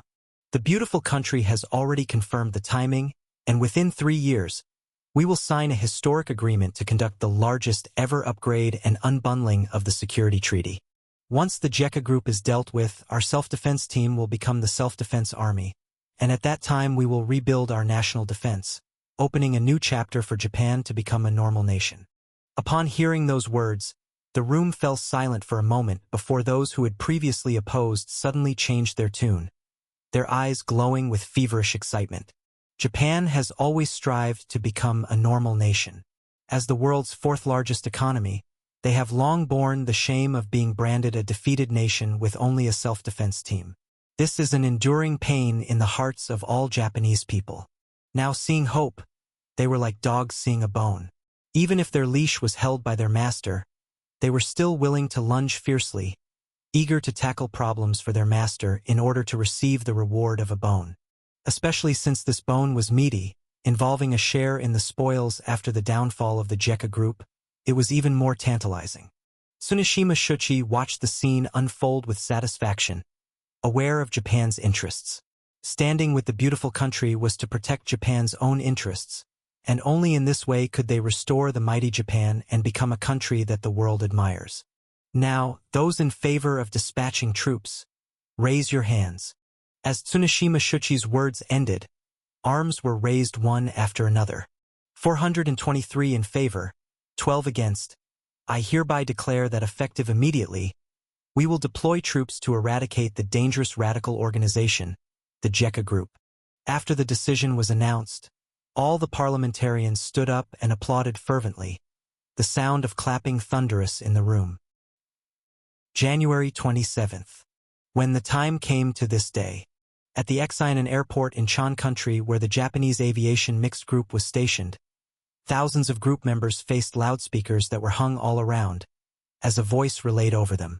It was the voice of the Emperor of Japan, broadcasting through the dual voice broadcast, his words traversing 1,000 miles to reach the site. On the airstrip, soldiers from the aviation mixed group stood attentively, their expressions full of excitement as they listened to the Emperor's voice through the broadcast. Although the Emperor no longer held actual power and was more a figurehead, all significant decisions made by the Prime Minister. Yet in the eyes of the Japanese people, as a symbol of spirit, the Emperor still garnered their love and respect. Our Japan has a history of thousands of years of brilliance, possesses ancient and splendid culture, and virtues handed down from antiquity. This war is under the watchful eye of Amaterasu. It is a righteous sword raised against evil, drawn to protect the weak, swung for the sake of countless oppressed people. You have every reason to be proud, for you are upholding the beliefs of our samurai spirit, following benevolence, righteousness, propriety, wisdom, and sincerity, bravely moving forward, forward, forward, to break the cruel exploitation of the Jekka group. Do not fear the enemy's knives, guns, and bullets. Even if your souls are embraced by Amaterasu, millions of people can pay tribute to you, the Empire's brave warriors, at Jing Country Shrine. After an impassioned speech, the Emperor finally proclaimed loudly, "I declare that, effective immediately, a large-scale air raid operation codenamed Typhoon Plan is launched, with all necessary means to be used to destroy the rule of Jekka Group. May you all return in triumph. Long live the Emperor! Long live the Emperor! Long live the Emperor!" In the thunderous chants, pilots raced towards their fighter jets. Not just at this airport, but across all major airports under the Chan Country government's rule. Warplanes took off one after another to begin a large-scale air raid on Jekka Group's ruled regions. Meanwhile, at sea, several warships sent by Japan were launching sea-based cruise missiles, targeting and blasting vital facilities and bases with precision strikes. In just half a month, Japan and the Chan Country government had dispatched thousands of sorties, dropped 30,000 tons of bombs, and, in conjunction with cruise missiles, caused devastating damage to a vast number of power stations, electronic communication facilities, rail bridges, military bases, and supply warehouses within Jekka Group's territory. At this point, East Chin State and G State under Jekka Group's rule were like a small boat buffeted by wind and rain. Many areas were bombed into ruins. The entire Jekka Group-ruled region was practically engulfed in smoke and fire. Through the real-time surveillance of multiple military satellites, one could see that there was no longer much gathering of large-scale soldiers in those military facilities and bases of Jekka Group. Many supply warehouses were engulfed in flames that burned tirelessly through the night, seeming to have lost any resistance. Faced with such a situation, Japan immediately stood out to announce this gratifying outcome. In Yang City, the Chan Country capital, Yoshimura Yuichi, the commander-in-chief of Japan, jubilantly told countless global media reporters, "After a week of large-scale attacks, we have achieved a perfect start in our struggle against the extreme radical organization, Jekka Group. We have already destroyed most of their bases and eliminated a large number of the enemy's living forces and strategic reserves. We are confident that within the next week we will send ground forces through the Ruakai Mountains, stepping into G State and East Chin State, completely destroying Jekka Group's rule in this region, and rescuing these states from the claws of Jekka Group." The reporter's camera flashes blinked incessantly, and shutters were pressed frantically, many journalists finding it hard to believe the military progress of the eight-nation group could be so smooth. "Is this information true?" A reporter immediately raised a hand to inquire, seeking to uncover the truth. In the last war, Jekka Group had emerged notably successful, swiftly destroying air superiority, subsequently annihilating tens of thousands of Chan Country's troops and Japanese troops within G State. Could it be that this time the tables have turned, with Jekka Group unable to sustain such losses from being struck by preemptive attacks? These are photographs taken by our satellites and high-altitude reconnaissance planes. Each media will receive a copy later. Our success is undeniable. Everyone has overestimated Jekka Group. Their strength today does not come from being highly formidable but from despicable surprise attacks. In a real high-tech war, their fragility is immediately exposed, reduced to a laughable jumping clown. Yoshimura Yuichi spoke contemptuously, indicating Jekka Group could easily be struck down. Reporters viewing the photographs presented by Yoshimura Yuichi saw various destroyed military bases, and the large screen behind was projecting videos of the destruction, with even scenes of bodies flying chaotically, looking incredibly real. Now the journalists truly believed what Yoshimura Yuichi had declared. Finally, facing all the journalists, Yoshimura Yuichi held up 3 fingers. "I urge Jekka Group to lay down their weapons within 3 days.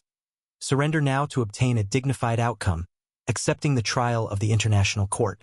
Otherwise, after 3 days, when the heavenly soldiers of Japan arrive, what awaits Jekka Group will only be utter annihilation."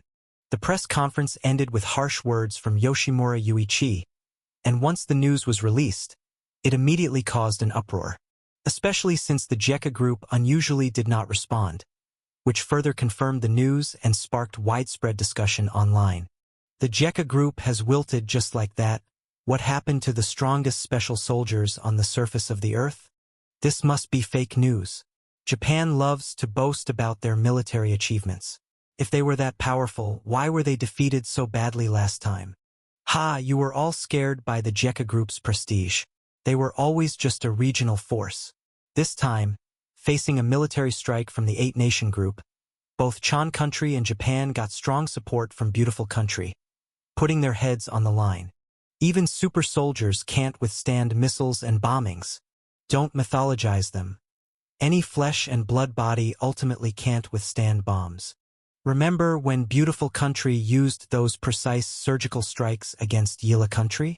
In less than 2 months, it eliminated what boasted as the third strongest military power in the world, possessing 6,000 tanks, 4,000 artillery pieces, 7,000 armored vehicles, 800 fighter jets, and a million-strong army. It's the age of technology in modern society. Don't believe anymore that flesh and blood or mental willpower can withstand missiles and cannons. The last war saw the JECA group victorious mainly because their sneak attacks destroyed Chan Country army and Japan's air superiority. This time, they're not so lucky. Truly, those who control the skies rule the world. Online, there was widespread pessimism about the predicament of the JECA group, with Chan Country government and Japan possessing air superiority and various long-range firepower, essentially steamrolling the JECA group. G-State, Jiwei City. This city, with a population of over 1 million, has recently faced numerous disasters. Not long ago, it was repeatedly contested by the JECA group and the Chan Country government, suffering severe wartime trauma. During the half a month since the war began, the city has experienced several rounds of aerial bombardment. Many civilian facilities in the city were destroyed, and nearby military bases were subjected to the most brutal attacks. Simply because Jiwei City is the provincial capital of G-State, too close to the border with the Chan Country government, and not far from the Ruakai Mountains. To prevent Jiwei City from becoming a logistics base for the JECA group, it was naturally targeted repeatedly. From appearances, Jiwei City was a scene of extreme desolation, with collapsed buildings everywhere and abandoned cars strewn along the roadsides. The city was almost devoid of people. Everyone had gone to air raid shelters to escape the bombings. The military base of the JECA group nearby was almost razed to the ground, with not a single building left intact. From appearances, Jiwei City had lost its qualifications as a war supply base. However, things sometimes are not as simple as they appear on the surface. Right beneath Jiwei City, there was an entirely different world underground. Train B-23 is about to arrive. Get the materials ready.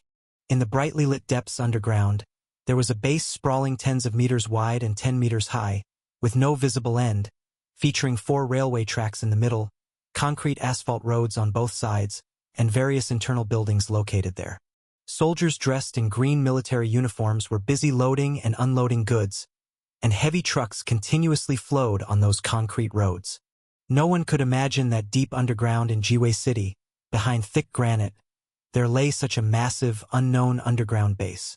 The base covered an enormous area, equipped with independent energy and communication systems.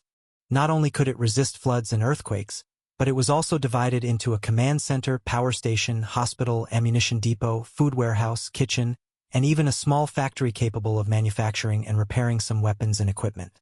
On the walls, large letters read Underground Base Number 5, indicating that there were at least 4 other bases like this. With a long whistle, a train clattered loudly and slowly stopped at the platform. Thousands of soldiers disembarked from the train, each carrying a backpack, slung rifles, and various light and heavy weapons. They gathered here as reserves, to rest and recuperate, ready to be deployed in support of the front lines at a moment's notice. Once off the train, the logistics of the underground base provided them with hot food and showers with water drawn from an underground river, ensuring no shortage of water. Thousands of soldiers in this vast underground base were not cramped at all. As the soldiers dispersed, they were quickly accommodated. Then logistics personnel operated forklifts to load crates of military ammo onto the train.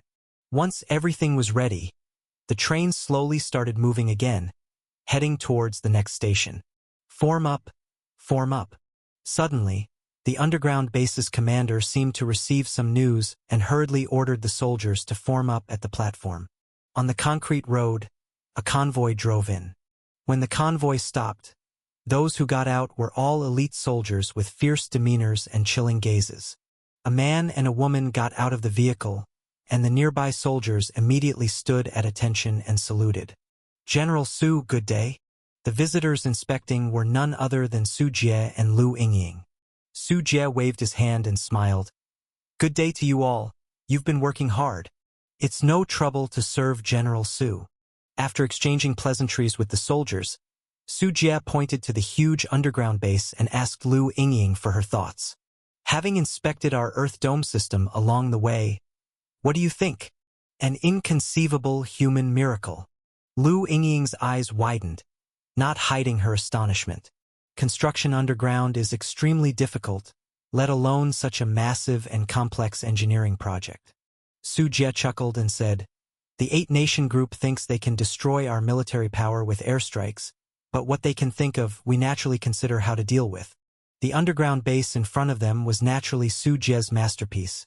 To be precise, the fruit of Xiao Qian's arduous labor. The so-called Earth Dome system was to create a network of transportation and military routes spread across the underground. The thousand-hand centipede was employed for subterranean excavation, with other engineering soldiers fixing and patching up things. Initially, this project was somewhat difficult to complete on time, but then Su Jie enhanced the mandibles of the thousand-hand centipede, which were capable of snapping top-grade magical artifacts. Rather than using them for combat, they were first put to work in digging, significantly increasing the efficiency of the centipede's excavation. The entire Earth Dome system was structured around 12 large underground bases as the backbone, interconnected through underground tunnels, and using an underground railway and road network for the transportation of materials and troops. These underground bases included ones located in the rear, specifically for manufacturing military supplies, ones for ammunition storage, as well as specialized soldier training bases.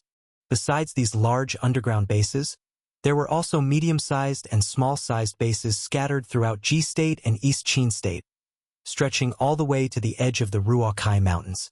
The Jekka Group's army had already entered underground from the surface when the war broke out, fragmenting their formation. Together with various strategic material storages, most built above ground were merely for show, meant for the Eight-Nation Group to bomb. The truly important material storages had long been transferred underground. With this Earth Dome system in place, Jekka Group suffered minimal losses in troops and supplies during the massive bombardment by Japan, nowhere near the countless casualties they claimed. With the existence of the Earth Dome system, Jekka Group could also completely conceal and protect itself. Otherwise, marching on the surface and transporting supplies, under Japan's control of air superiority and satellite reconnaissance, Jekka Group soldiers would have no idea how many bombs they would suffer from or how much material they would lose. If even half of the troops reached the front line, it would be considered good. The Japanese commander even declared that we should surrender within 3 days. Lu Yingying pursed her lips, looking at the endless flow of cars, trains, and soldiers in the underground base, wondering what someone like Yoshimura Yuichi, the commander, would think if he saw this scene. Without giving them a chance to see the opportunity, how would they dare to enter the Ruokai Mountains so easily? And if they don't enter there, how can we bleed them? Su Jie's eyes were sharp as he watched the columns of vehicles loaded with soldiers and supplies, mockingly saying, "They call this Operation Typhoon, but a typhoon cannot destroy the Ruokai Mountains. Soon Jekka Group will make all Japanese soldiers who intrude into the Ruokai Mountains understand who truly rules this land."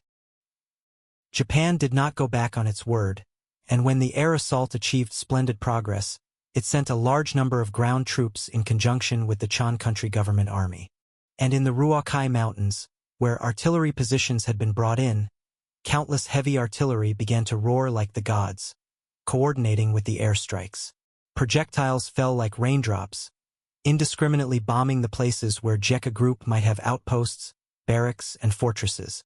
With support from the beautiful country in terms of materials, Japan and the Chan country government were utterly indifferent to this expenditure of ammunition.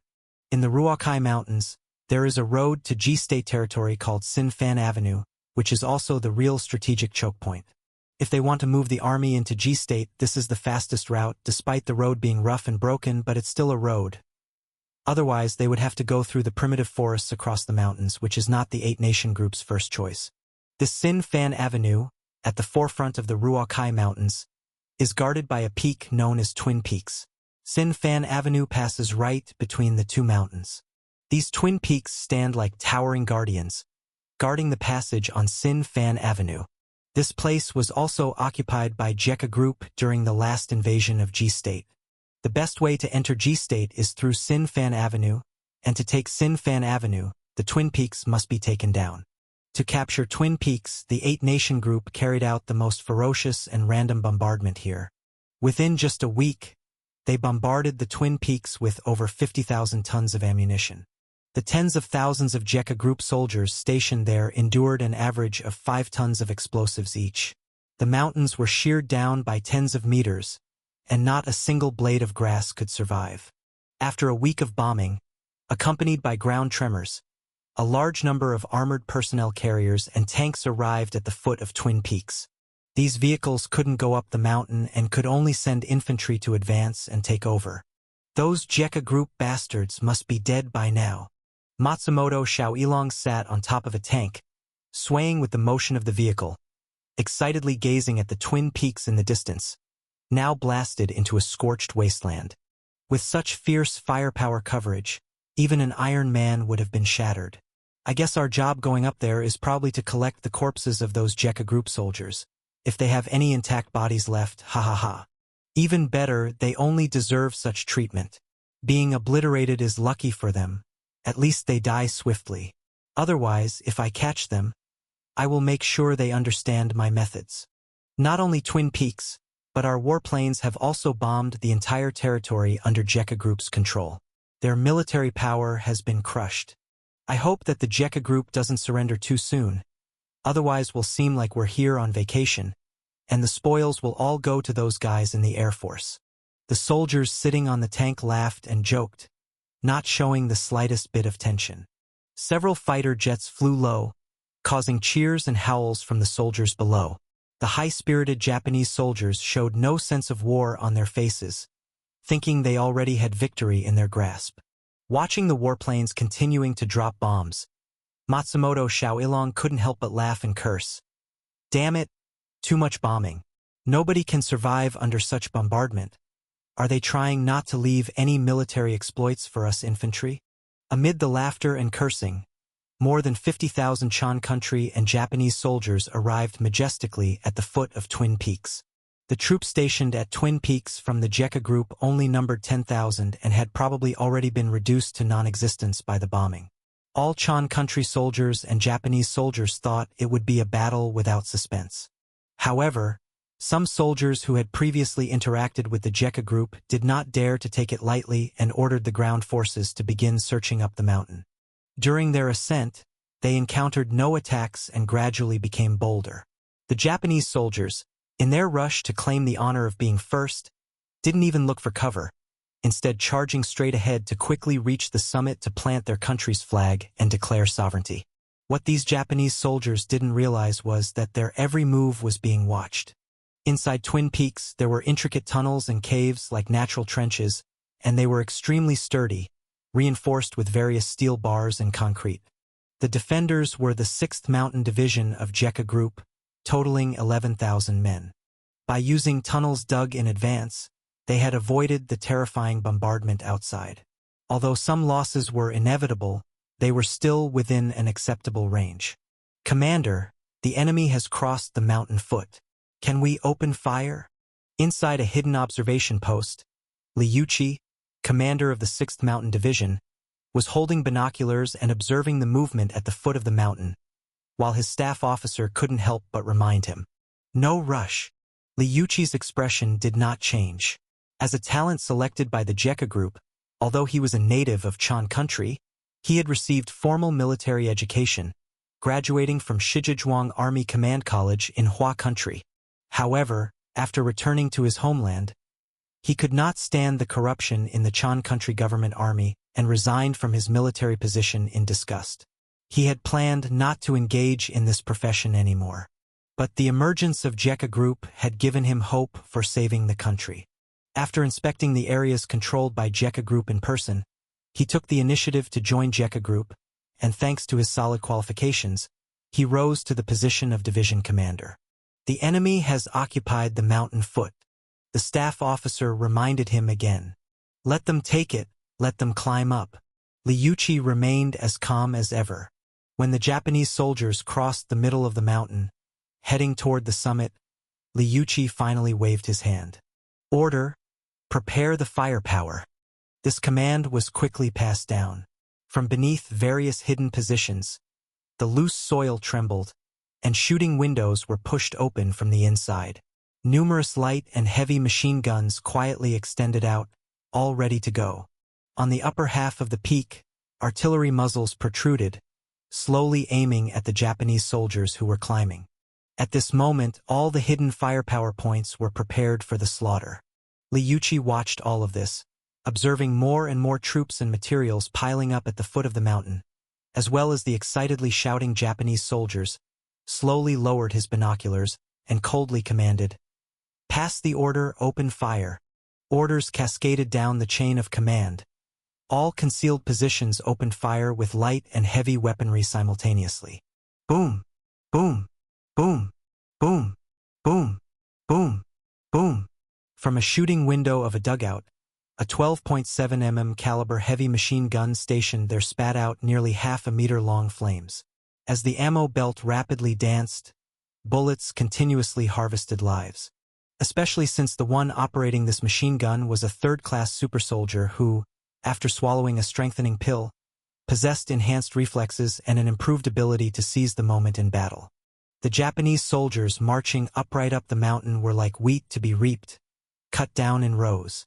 In just a few seconds, more than 20 people were shot dead, prompting the remaining Japanese soldiers to throw themselves to the ground, shouting as they looked for any kind of cover. Boom! The heavy artillery on the mountain top began its bombardment. The areas at the foot of the mountain where supplies and troops were amassed endured a heavy artillery baptism. Human limbs and twisted metal parts flew about chaotically, landing dozens of meters away. Blood soaked the earth in copious amounts, fertilizing the grass and trees there. In an almost instantaneous span of time, the previously proud Japanese soldiers and Chan country soldiers were caught completely off guard by a savage blow to the head. This sudden strike left them totally unprepared, plunging the entire mountain ascending unit into chaos. Owashima, pull yourself together. Don't die. Hey, don't die. Matsumoto Xiaoilong desperately clutched his comrade's stomach, trying to stuff the protruding intestines back in, but it was futile. Xiaoilong, I think I see the cherry blossoms of my hometown. They're so beautiful. As his friend neared death, he hallucinated, staring straight into the clouds, as if he saw the beautiful scenery of cherry blossoms in full bloom back home. Snap out of it, you won't die. Survive and come back with me. Medic, corpseman, come here quickly. I have a critically wounded man. Matsumoto Xiaoilong screamed frantically, but no one paid him any attention, for Twin Peaks was already a scene of overwhelming misery. In just the moment Matsumoto Xiaoilong looked up, he saw a soldier's body bisected by machine gun fire, the upper half desperately crawling on the ground.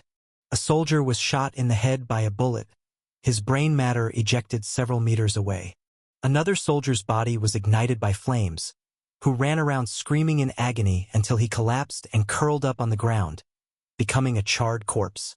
Some soldiers were directly hit by heavy artillery, leaving behind a scorched crater on the spot, with no trace of them to be found. There were also soldiers petrified by the gruesome scene, standing still, muttering incomprehensibly. Within 2 seconds, they were mowed down by a spray of machine gun bullets. The tight sensation from his hand awakened Matsumoto Xiaoilong. Looking down, he saw his friend's hands gripping him tightly, blood pouring vehemently from his mouth, his eyes wide open, unblinking and breathless. No. Matsumoto Shao Ilong roared with a mix of defiance and sorrow. He had previously thought victory was assured in this battle and could never have imagined that, after constant bombardment with tens of thousands of tons of munitions, Twin Peaks would still house so many Jekka Group soldiers and would cunningly hide underground in various bunker caverns, slaughtering them. The forces ascending the mountain had now become live targets on the nearly barren Twin Peaks, with hardly any place to take cover. They could only endure the relentless bullets and shells from the Jekka Group, resulting in heavy casualties among the Japanese soldiers and Chan country soldiers. The peak was littered with bodies and severed limbs, and the stench of blood was unbearably pungent. It could be said that at this moment, Twin Peaks was akin to hell itself for the Japanese soldiers. The entire Twin Peaks had become a chaotic jumble, with bullets and bombshells flying everywhere. Artillery units from Japan, located in the distance, had trouble hitting their targets. The machine guns and cannons from Jekka Group were deeply buried within concave trenches, and their howitzers had difficulty hitting those hiding in the recesses due to the high angle of fire. They could only bombard the upper layers of the mountain at random, unable to effectively kill Jekka Group soldiers hidden deep in the trenches. At the waist of the Twin Peaks, which had been bombarded for the past week, the exposed bare rock wall was filled with a dense array of hidden fire points. Jekka security soldiers opened the shooting windows, lifted the camouflaged rocks and scorched earth on the outside, and extended their deadly machine guns out of the windows to inflict heavy casualties on the ascending Japanese soldiers. Farther away, armored vehicles and tanks tried to come up, but the mountain paths were not easily traversable by these steel beasts, which could only withstand Jekka Group's heavy bombardment on one hand and support the mountain with various machine guns and cannons on the other. Unfortunately, these cumbersome behemoths did not escape the punishment from Jekka Group. Various anti-tank missiles flew down from the mountain, and the steel behemoths struggling to move on the mountain paths were like prey pierced by hunters' spears, with many being destroyed on the path, further blocking the passage of vehicles behind them. Only infantry could execute flexible operations on the Twin Peaks, but all infantry were pinned down on the mountain, unable to raise their heads to counterattack. For a time, under machine gun fire and attacks from a variety of light and heavy weapons, the scene was littered with corpses. Countless Japanese soldiers and Chan country government army troops could only hide in shell holes, under slopes, and behind rocks, shivering with fear. Even so, they still faced covert assassinations by Jekka Group super soldiers and precise bombardment by heavy artillery, unable to organize an effective counterattack. Coming out into open sight only led to a quicker death. What's going on? Why didn't we realize that all Jekka Group soldiers were hiding underground? Commander Saito Fumihiko, who directed this joint force to attack Twin Peaks, was furious as he watched his soldiers being slaughtered en masse, his heart bleeding. Preliminary intelligence didn't detect it. The enemy built a complicated network of tunnels inside the Twin Peaks. How did they manage to complete such a project in such a short period, and our massive bombardment failed to reveal it? The military staff by his side held binoculars, his face extremely grave. They had underestimated Jekka Group's stubborn resistance, having originally thought Jekka Group would abandon Twin Peaks. Before ascending Twin Peaks, they had used drones, satellites, high-altitude reconnaissance aircraft, and even infrared thermal imagers, all which indicated that there was no life left on Twin Peaks and that the entire mountain was bombed into burnt land. This military staff couldn't figure it out. In reality, Thousand-Handed Centipede had worked diligently on Twin Peaks, digging out various tunnels and making targeted camouflage on the outside. At the same time, the soldiers were wearing Tianyuan protective clothing. When infrared thermal imagers detected the Tianyuan protective clothing, it would be isolated by the clothing, ensuring that not a bit of human body heat would leak out. Call for air support. Change ammunition at the rear airfields. Bring in drilling bombs and thermobaric bombs. Saito Fumihiko issued orders, watching the infantry trapped on Twin Peaks with nowhere to go, seeking air support to break through the stalemate. The speed of the fighter jets was fast, and with jets already on standby in the sky, after the infantry burst out their coordinates, guided bombs were used for precise bombing. Amidst the whistling of the jets, from the belly and the wings, little black dots fell down, landing on Twin Peaks. In an instant, Soil and rocks flew chaotically on twin peaks. Guided bombs blew deep craters, but were unable to pose a real threat to the deep tunnels.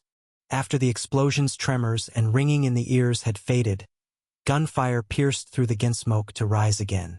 However, when the aircraft carrying thermobaric bombs and heavy drilling bombs arrived over Twin Peaks from the rear airfield, the situation finally changed.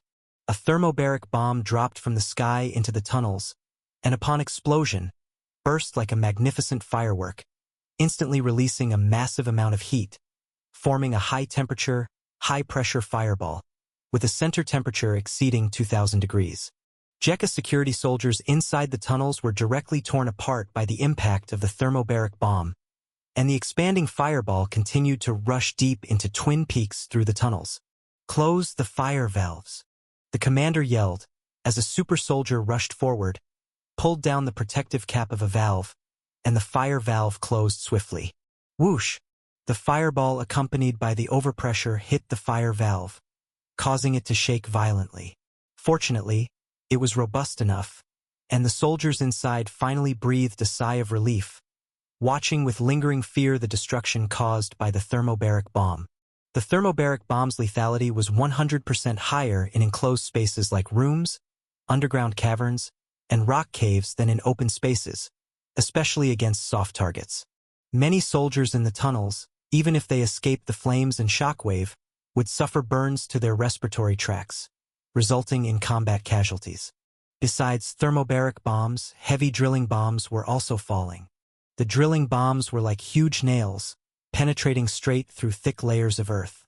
After a delay of several seconds, one could see the nearby ground suddenly shake, and from the exposed shooting windows and ventilation channels, thick clouds of dust were ejected. At the location where the drilling bombs fell, hundreds of tons of mud and rocks were lifted, forming a towering column of mud tens of meters high, a sight to behold. Drilling bombs were able to penetrate several tens of meters of soil and reinforced concrete, and their explosive power when coupled underground was far more destructive than a simple surface explosion. Many JECA soldiers were shaken to death alive underground by the explosions, which were massive human killers, and even super soldiers had no chance of survival when faced with them. To counter the JECA group, the 8-Nation group prepared a large number of thermobaric bombs and drilling bombs. Facing the solid defenses of Twin Peaks, they threw them down without regard for friendly fire errors at times. Reduce the number of outward-facing shooting windows, activate closed-loop independent defenses for each tunnel, and adopt guerrilla tactics when firing. Do not stay in one tunnel all the time. Atop Twin Peaks, Liucci calmly issued orders, changing the tactical approach. At this time, under the pressure of thermobaric bombs and drilling bombs, many helicopters, including transport and rescue helicopters, arrived and descended to rescue the Japanese soldiers trapped in Twin Peaks without a way to retreat.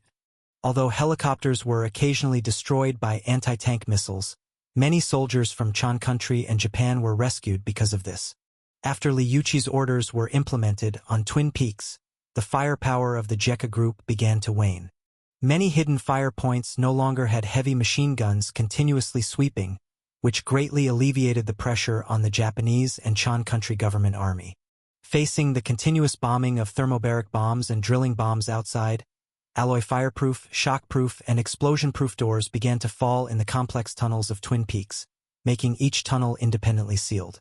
This way, even if a tunnel was hit by a thermobaric bomb or drilling bomb, the flames and shockwaves would not travel through the tunnel, killing soldiers in connected tunnels.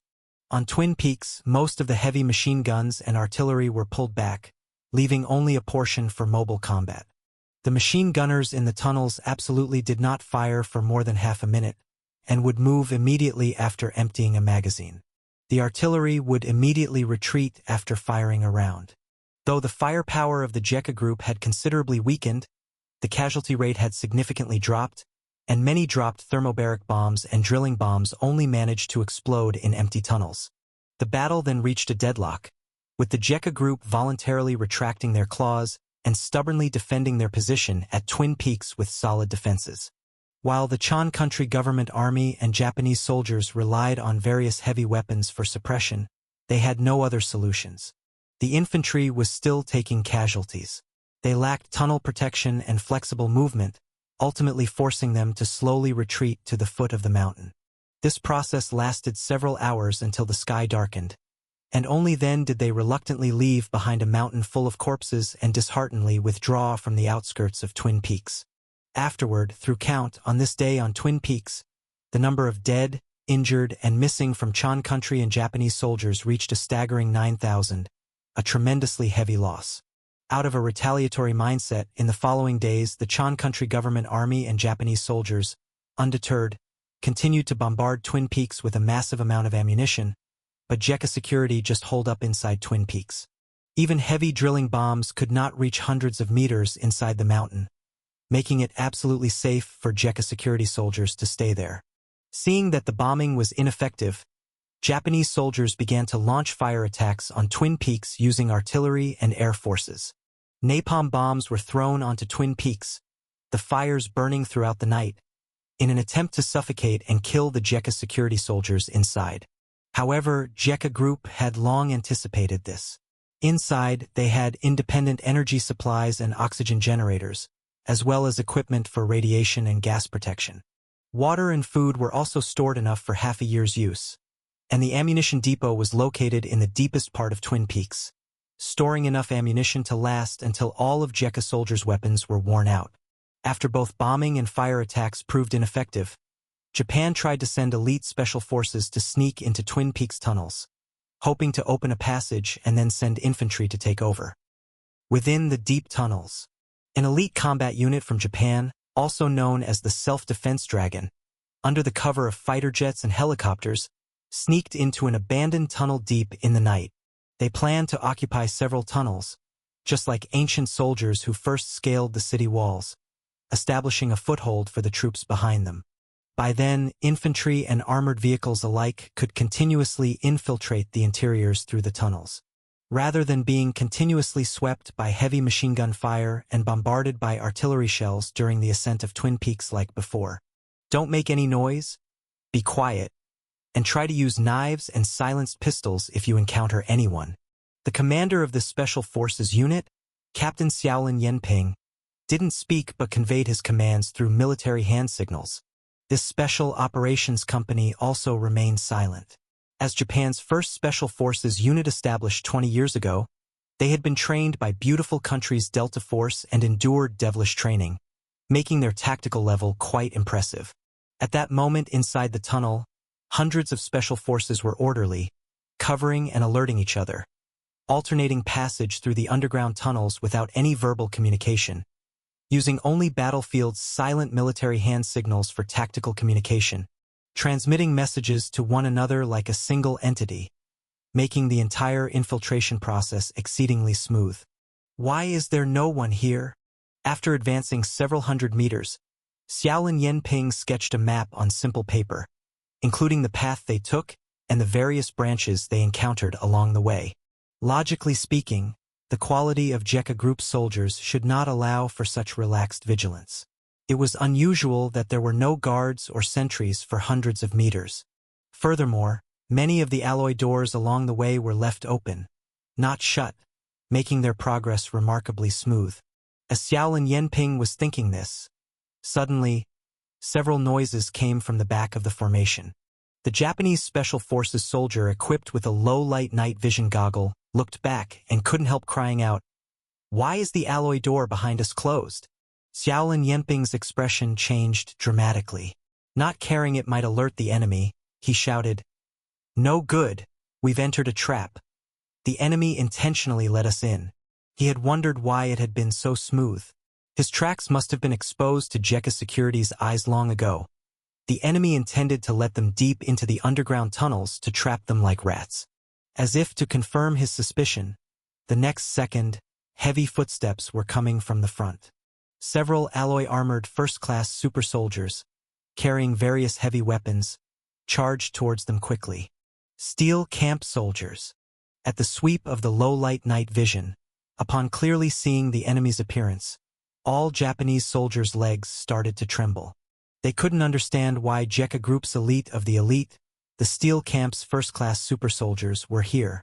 In the past, Such valuable assets were only used by JECA Group for decisive battles and were not deployed on regular front lines. These Japanese soldiers did not know that first-class super soldiers had already been deployed to regular units as elite assault forces. The members of Steel Camp had all been replaced by even more ferocious genetic warriors. Before these Japanese special forces could grasp this rationale, the first-class super soldiers, with their superior reaction, fired first. Whiz!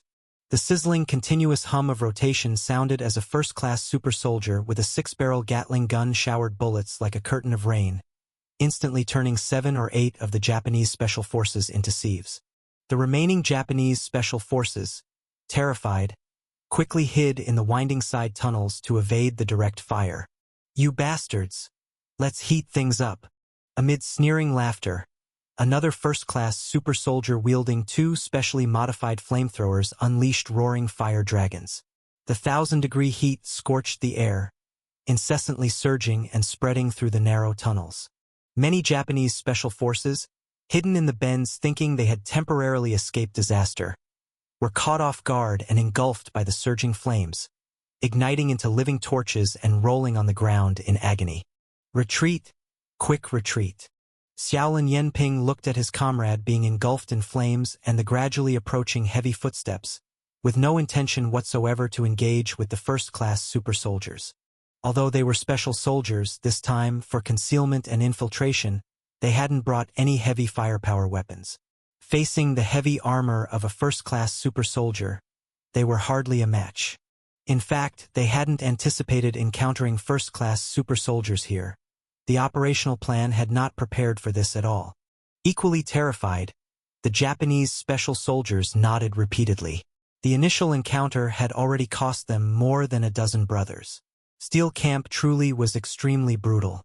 A group of Japanese special soldiers began to flee, but the inside of Twin Peaks was complex like an ant nest, making their paths intricate and confusing.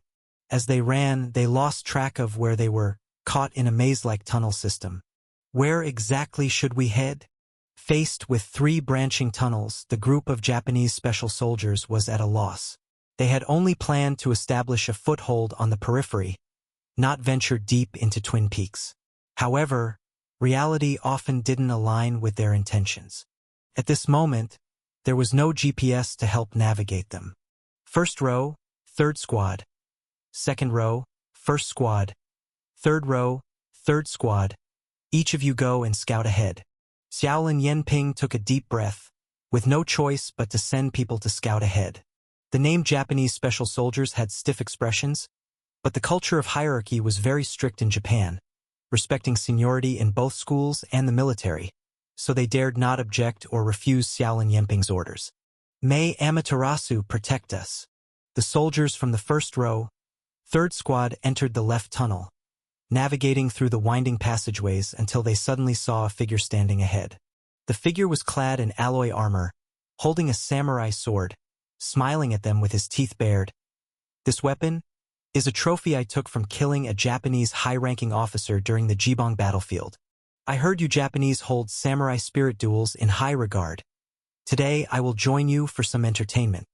As soon as he finished speaking, he charged at them with sword in hand.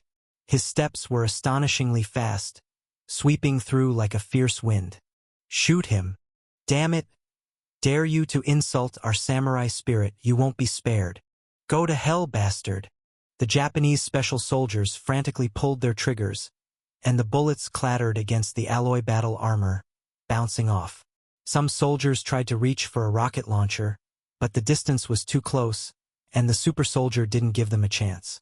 A cold gleam flashed, and a head rolled down, and a rocket fell to the ground, only to be kicked aside. "Shush! Shush! Shush!" It was as if he were playing a game of grass-cutting. The samurai sword wielded wildly by the super soldier, relying on his fierce strength and speed. A single stroke could dismember, decapitate, sever legs, sever arms, sever at the waist. Where the samurai sword fell, there it would sever. It wasn't that the samurai sword was super sharp. A samurai sword would hardly cut through bone. It was all done by the sheer brute force of the super soldier. The scene was enveloped by wailing, although compared to the lethality of firearms, the effectiveness of cold weapons was much lower. But the scene of a cold weapon challenging a fully armed Special Forces squad, the sight of every strike drawing blood, every punch hitting hard, was still enough to make one's blood boil, with an elegance and violence that firearms could hardly match. After killing 7, the samurai sword finally couldn't withstand consecutive strikes and snapped in two. Pa! A worthless sword, just like your country. Nice to look at but useless. The super soldier threw aside the broken sword, speaking arrogantly as he grabbed the head of a Japanese special soldier and smashed it heavily against a concrete wall, cracking the skull. Thud!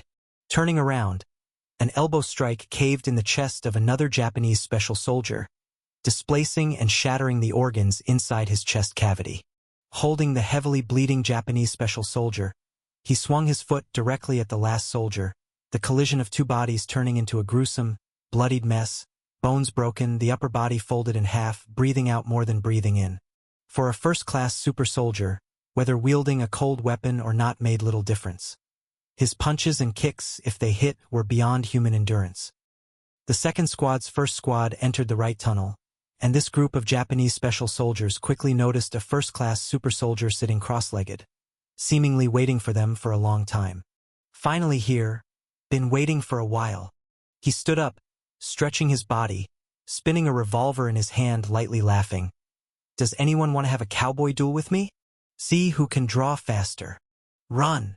Instead, these special soldiers didn't want to participate in the super soldiers game and began to frantically run away. What a disappointment! If you like running away so much, let's see who among you can escape from my hands. Bang! The next instant, smoke rose from the muzzle of the revolver, and the bullet penetrated the head of a Japanese special soldier. The eyes of the Japanese special soldiers filled with immense fear as they ran even faster. The super soldier followed them calmly, each shot blasting an enemy's head. In just 10 seconds, 10 more corpses lay on the ground. Still can't run, huh? Shaking his head, he left this remark behind and continued searching for new prey. The third squad of special soldiers gripped their guns tightly, feeling their way into the middle tunnel. After moving forward for a while, the winding tunnel suddenly straightened. Could it be the exit? A Japanese special soldier thought so, believing this straight path would lead to the outside of Twin Peaks. Just as they felt a glimmer of joy, suddenly in the silent darkness, they heard the sound of a turntable rotating. The distance was a bit far, and the power of the night vision devices they carried was insufficient, so they had to risk turning on the flashlight to illuminate and check the source of the sound. But this one look froze the 12 Japanese special soldiers in horror. At the end of the straight path, there stood a 25mm caliber high-altitude artillery. The operative of this artillery was a first-class super soldier. He sat behind it, smiling excitedly, continually pushing the horizontal turntable, adjusting the artillery's elevation angle, and leveling the raised barrel. Heh, they say firing a high gun horizontally is court-martial material, but I haven't yet tried what it's like to fire at people with high-altitude artillery. This super soldier, laughing joyfully, lowered the quadruple high-altitude artillery, the dark muzzle aimed at the Japanese special soldiers. Meanwhile, his right foot was on the foot pedal trigger. Boom! Boom! Boom! Boom! Boom! The sound of the high-altitude artillery firing was distinct, like dull thunder tearing through the night sky. This 3-meter-long, 1.5-ton artillery, firing at a rate of 700 rounds per minute with each shell traveling at an initial speed exceeding 1,000 meters per second and roughly the size of a beer bottle, swept out of the barrel directly. In a flash, the entire tunnel was engulfed by the deafening sound of gunfire, with the length of fire spewed by the barrel close to 2 meters, lighting up a large area. On the other side, the 12 Japanese special soldiers were blasted into fragmented flesh and limbs, with no part left intact. Using artillery meant for armored vehicles and helicopters on people was like using a cannon to kill a mosquito, excessively powerful, making the scene overwhelmingly bloody and a difficult mess to clean up. This power, exhilarating. The super soldier pushed the artillery forward, wanting to continue shooting at other Japanese special soldiers, but was stopped by other super soldiers who appeared. Let us have some fun now. Exactly, with just 100 or so people, there's hardly enough to go around. These first-class super soldiers joked because they had been stationed at Twin Peaks and not ordered into battle due to always being on guard there, resting and recuperating. When they got bored hearing about Japanese special soldiers infiltrating, they, like sharks smelling blood, voluntarily requested to Commander Liuchi to handle these Japanese special soldiers and turn them into toys to amuse themselves during dull moments. In the eyes of these first-class super soldiers, the Japanese special soldiers daring to infiltrate without heavy weapons were really no different from playthings. They shattered upon contact. Consequently, those Japanese special soldiers had a gruesome fate.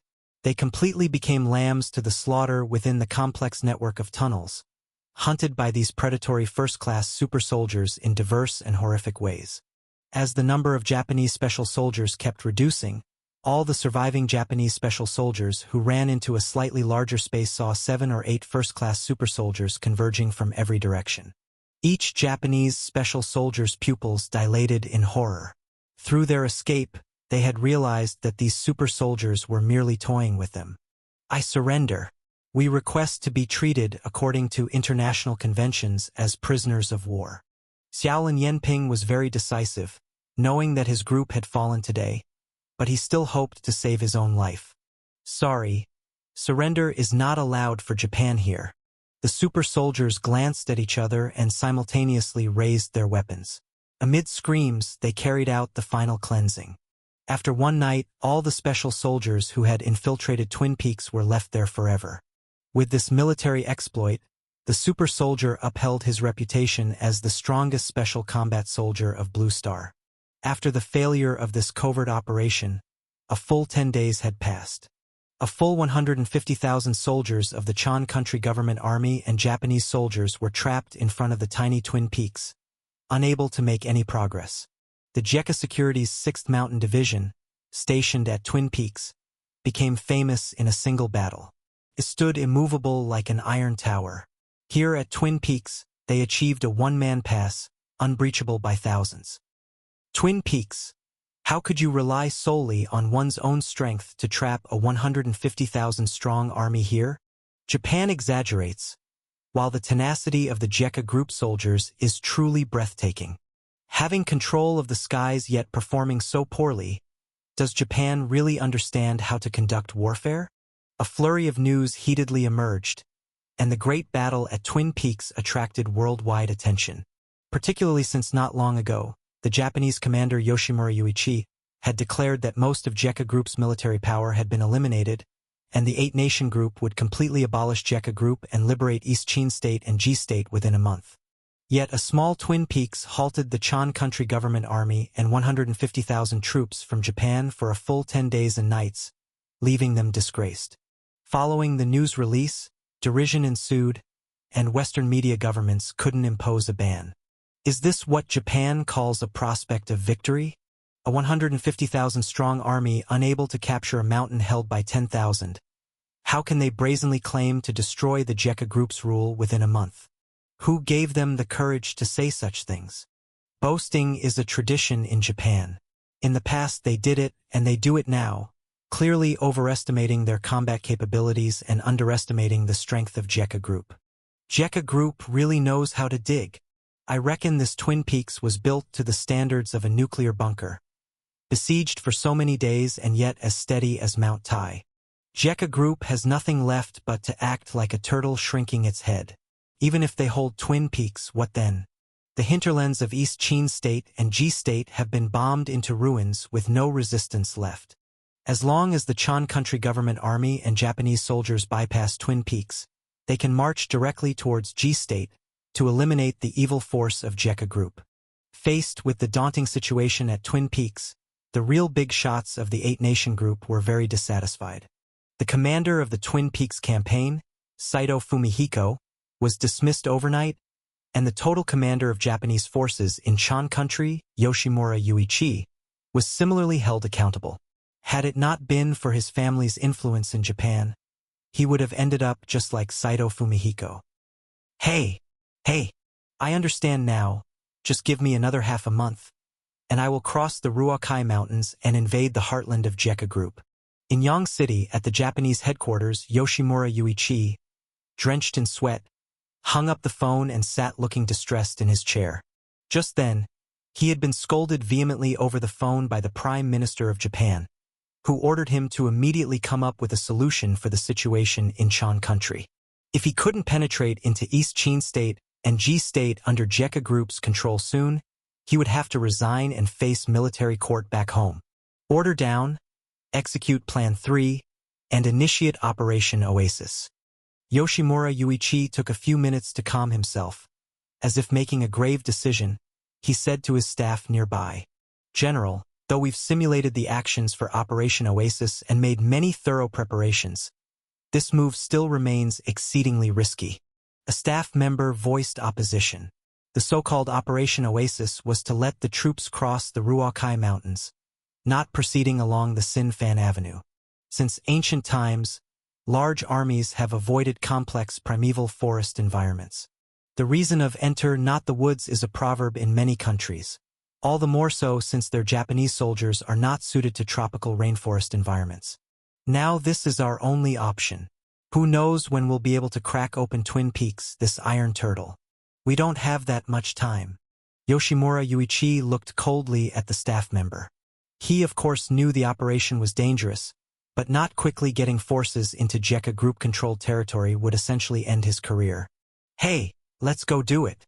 Seeing Yoshimura Yuichi's dangerous expression, a group of staff had no choice but to grit their teeth and proceed with implementing Operation Oasis.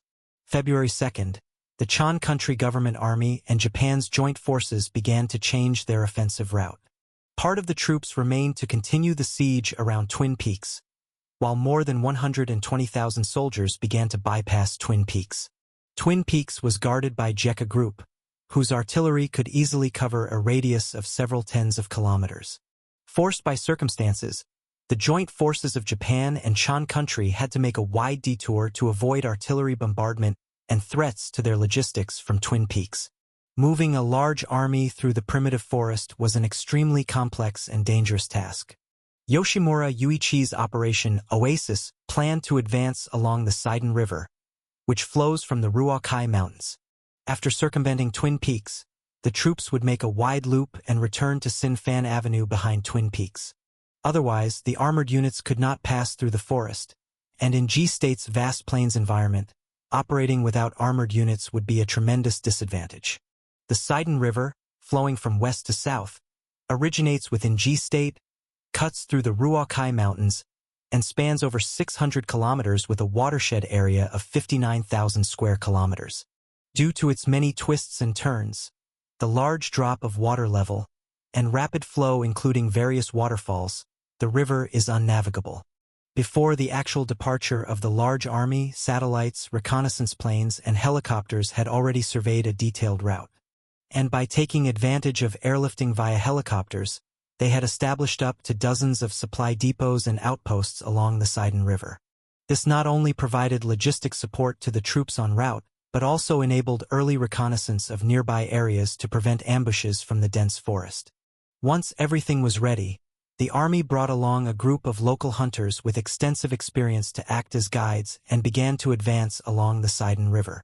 The massive army of tens of thousands did not move en masse but set off in batches, led by the engineers. One by one, specialized heavy engineering vehicles began to build bridges and roads, knocking down one towering tree after another. Or they simply blasted away obstructions with explosives. At this time, nobody concerned themselves with environmental protection issues. Although many vehicles were incapacitated by the harsh environment of the virgin forest, thanks to air superiority, the Allied forces had beautiful country support, which urgently supplied a large number of Chinook helicopters from global military bases.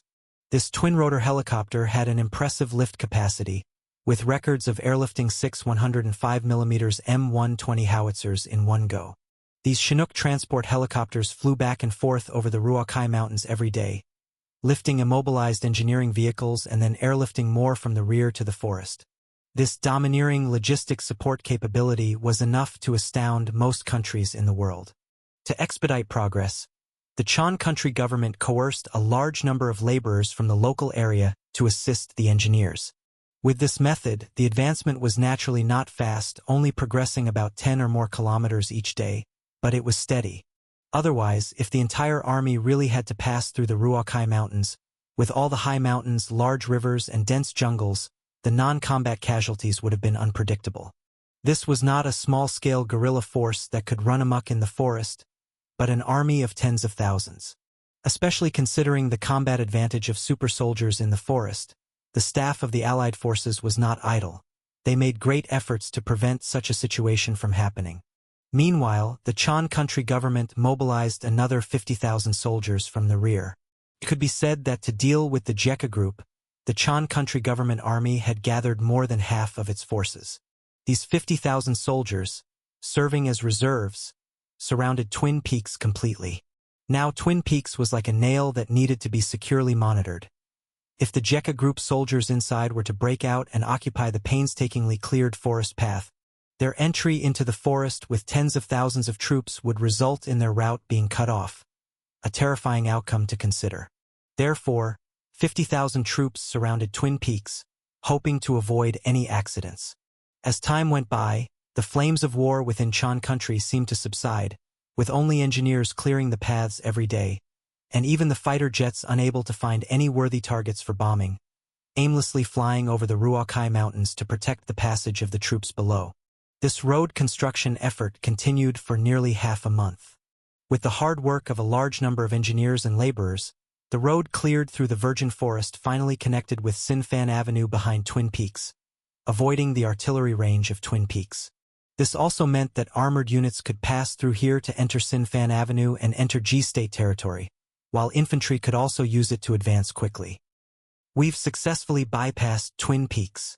In Yang City, the capital of Chan country, inside the Japan Command Center, upon receiving this news, Yoshimura Yuichi finally breathed a sigh of relief, thankful that nothing had gone awry. We are very lucky.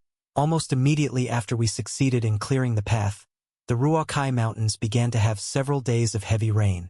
If we were any slower, we couldn't have managed the construction in the downpour, said an aide-de-camp with a smile, evidently relieved. Did the Jekka group make any response? Yoshimura Yuichi inquired, as several staff officers shook their heads. No, there's been no large-scale military movement from the Jekka group, just some scattered soldiers. They responded. It seems they can't muster much force anymore. Twin Peaks is their last stand. Once the large army reaches G-State, what remains will be like sweeping up fallen leaves. Yoshimura Yuichi mused, nodding with satisfaction before giving his order. Send the command down. Order the 9th Mechanized Brigade, the 5th Armored Brigade, and the 8th Infantry Division to pass through the Ruakai Mountains ahead of the rest and establish a stable foothold and base of operations in G-State territory. The rest of the army will follow and march with me into G-State to completely annihilate Jekka Group's rule.